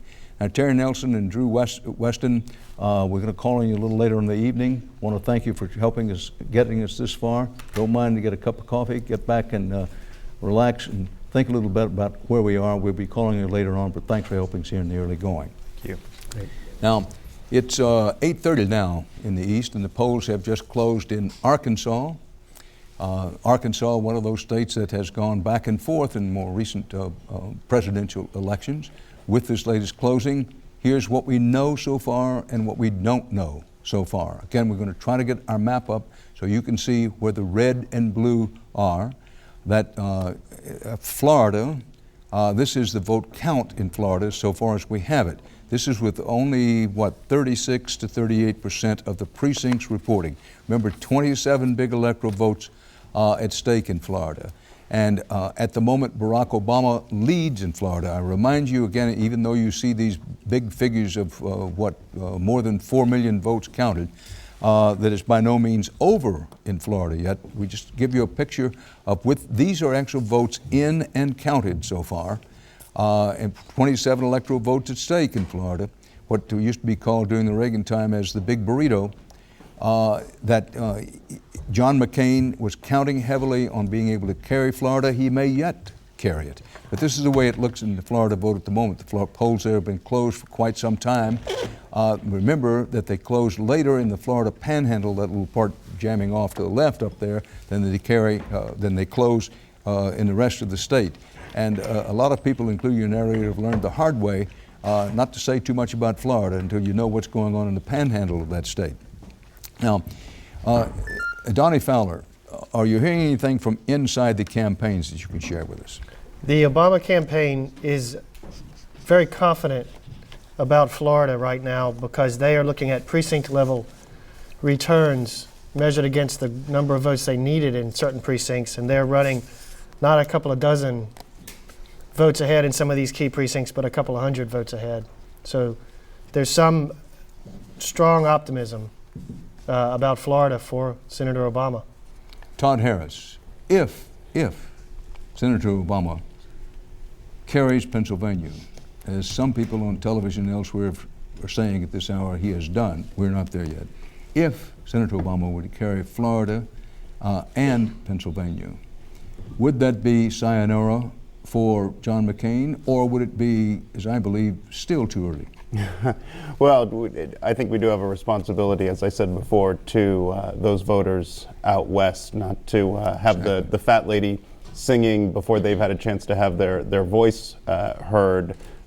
Having said that, it starts to get very, very difficult to cobble together the 270 electoral votes necessary for Senator McCain to win if you take Florida and Pennsylvania and states like that out of the mix. Well, I do want to underscore what you said, because nobody believes stronger than I do that people in the Midwest, the Rocky Mountain states, the West, and yes, Alaska and Hawaii should have every opportunity to be reminded that their vote counts, no matter what you're hearing about who's ahead, who's up, who's down, possibility of avalanche, landslide, a tsunami, whatever you want to call it. It's their duty to vote. They should have an opportunity to vote with as little interference as possible. Now, we have a couple of additional guests join us now to give us some additional perspective and context. George Lemieux is here, and we'll introduce him a bit later, and Dahlia Lithwick, glad to have you with us. But for the moment, I've been directed, we're transparent here about how these things work. I wear an earpiece, and they tell me in an earpiece, time to take a little break. So we're going to take a little break. It'll be a short one, though, and we'll be right back with you.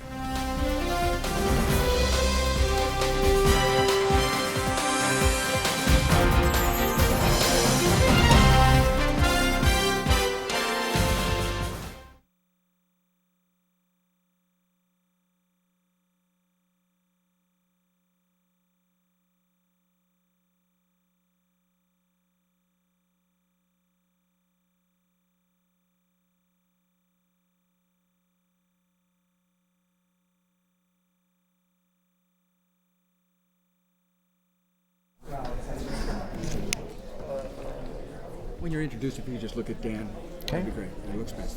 Thank you. Could you say your name, where you're from, and count down from 10?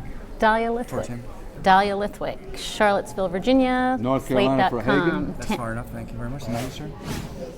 Could you say your name, where you're from? George Lemieux, Tallahassee, Florida. Every network is now public. Thank you very much.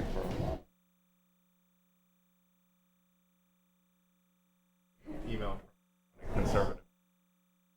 Plotting the GOP comeback. So people are.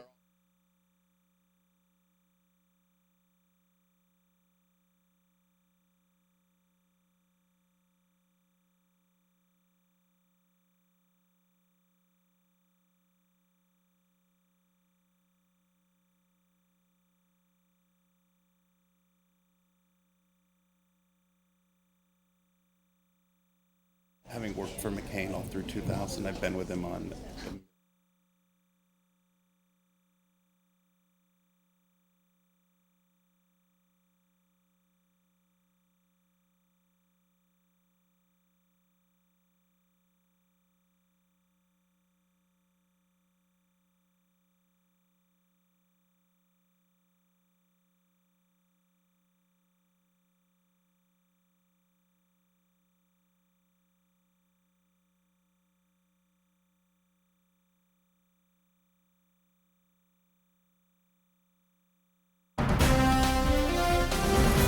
From the museum in Washington, D.C., our Dan Rather reports special election night coverage here on high-quality, high-definition television. HDNet continues.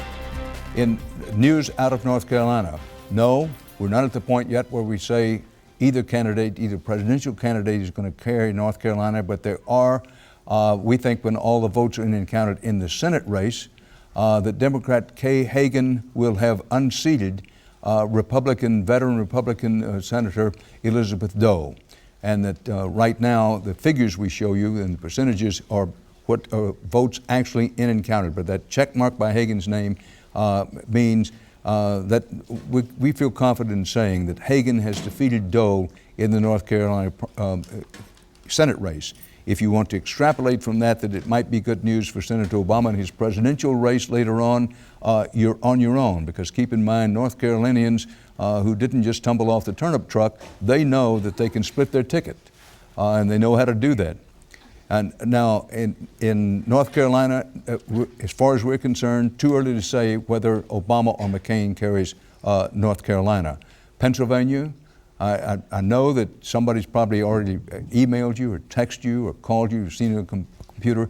There are a lot of people on a lot of airways saying that Pennsylvania is Obama country in this presidential election. They've called it.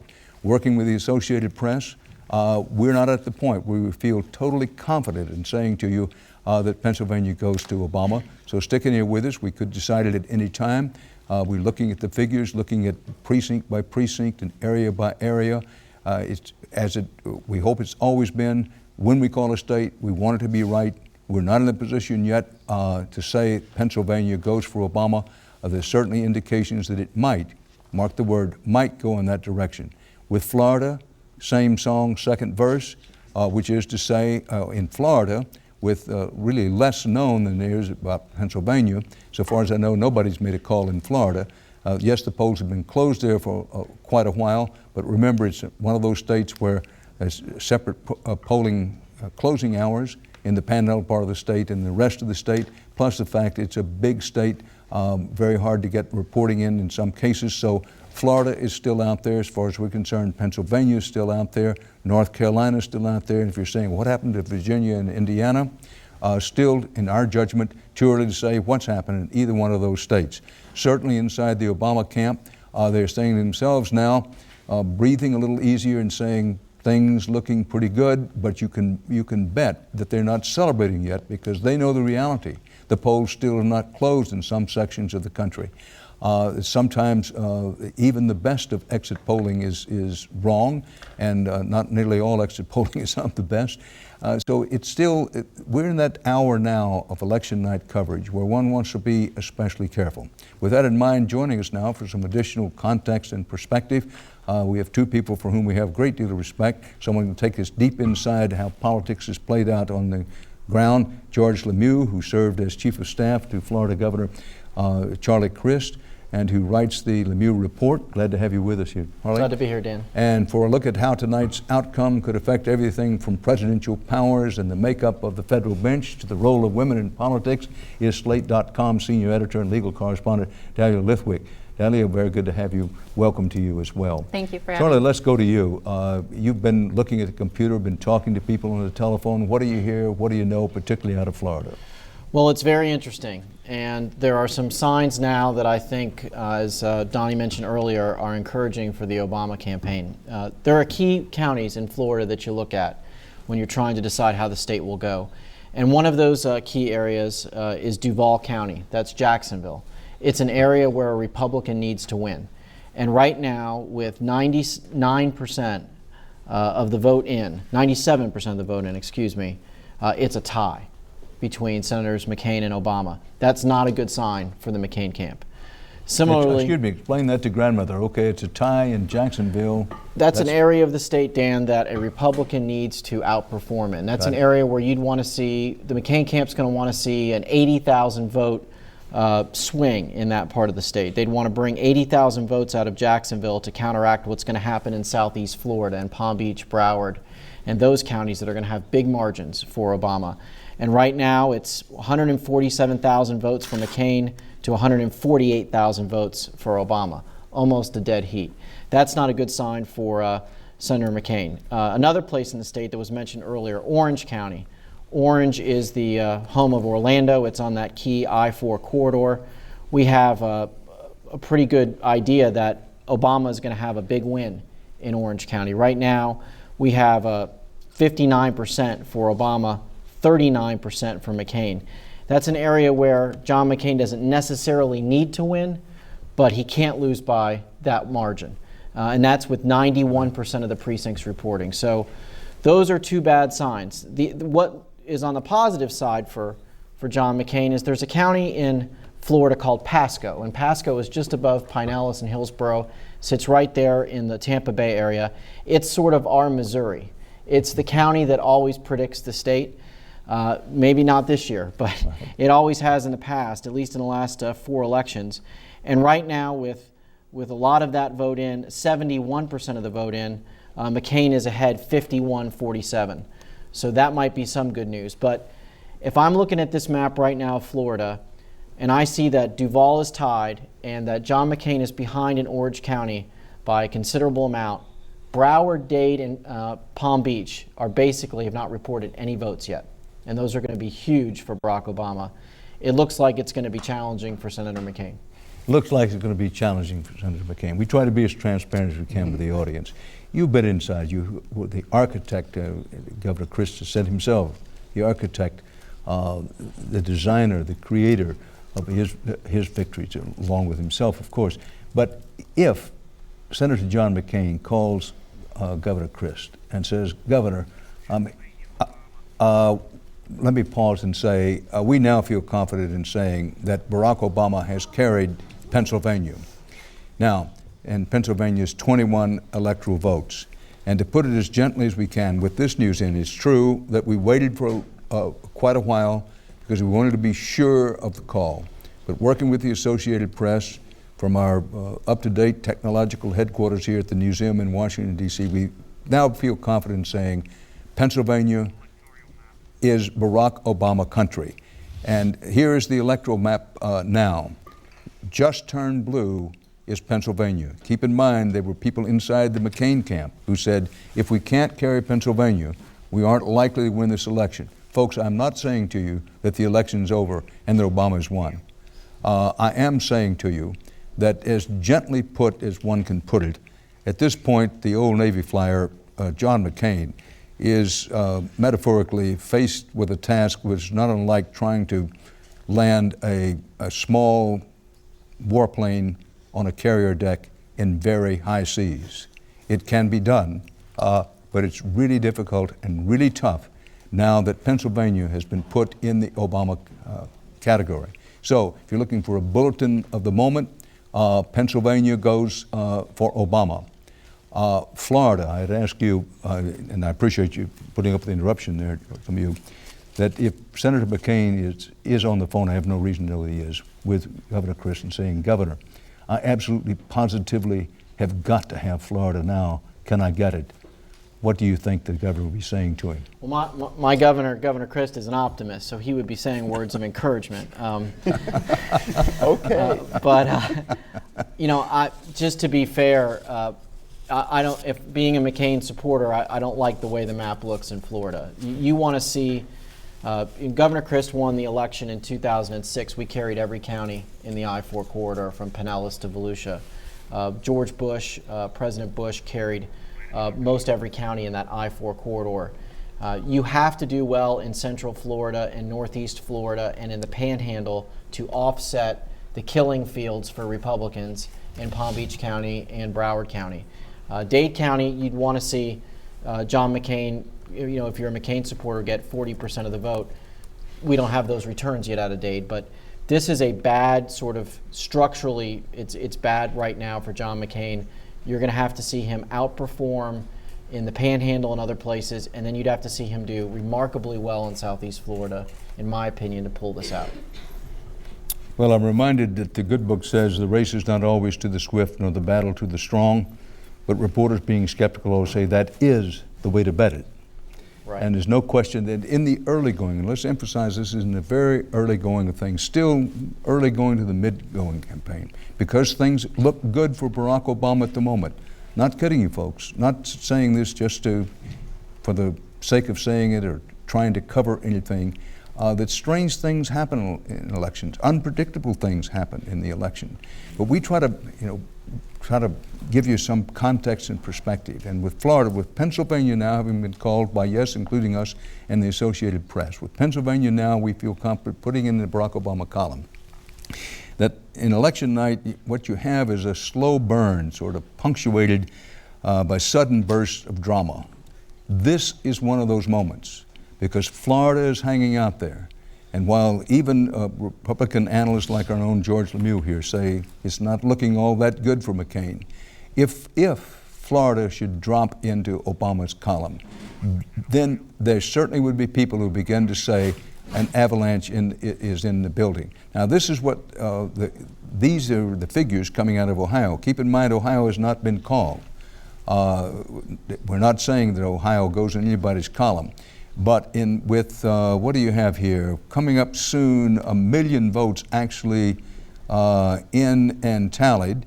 This is still with a very low percentage of precincts reporting that Barack Obama leads John McCain. But keep in mind that Barack Obama had a lot of early voters, and the early votes it could be skewing this some.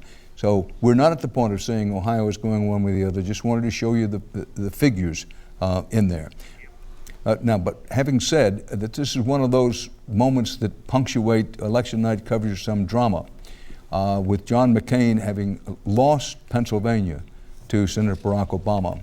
Now it's absolutely positively gotta have states like Florida, Ohio, Missouri, and then hope for upsets out west. Well, who would call it an upset? But Colorado, New Mexico, Nevada, where most of the pundits, self-described and alleged and otherwise, thought it was Obama country, and have to hope for some upset.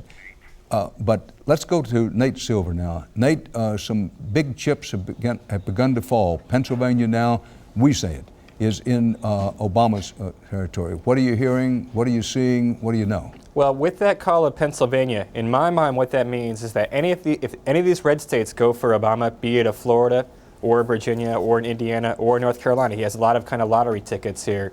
Any one of those, and it's a very difficult path for McCain. He would have to win a state like Minnesota or Wisconsin that don't look to be in play this year. Those are the other two that he might win. But the 4 Democratic states he thought he had a shot: Minnesota, Wisconsin, New Hampshire, Pennsylvania. He's lost to the other two. He wasn't that close in the polls at the end of the race. So he really needs to save all these states, Virginia and Florida, and it's looking pretty dire for him right now.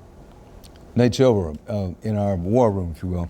Dahlia Lithwick, you've been very patient with us here while we've jabbered on here a bit.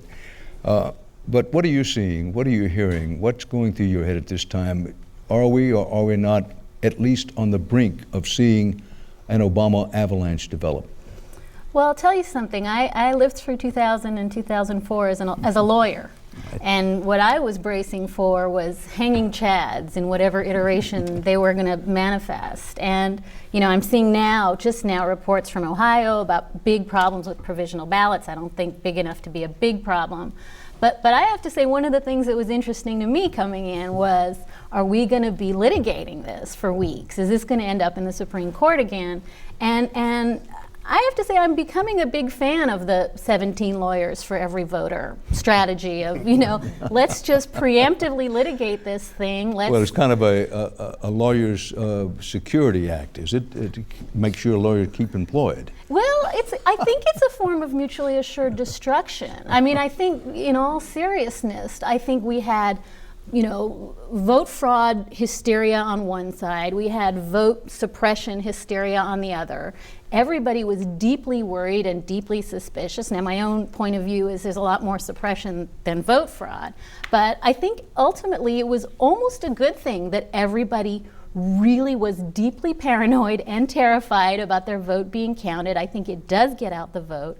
And as I said, I think maybe having a lot of lawyers go toe-to-toe, wingtip to wingtip in the polling place has been the reason that we haven't seen just explosions of ugly charges and litigation. There's some, isolated instances of it. But I think that with that tamped down, you're having a sense that the people are speaking. And I'm glad the lawyers are not speaking and the judges are not speaking. That is not the way to decide elections.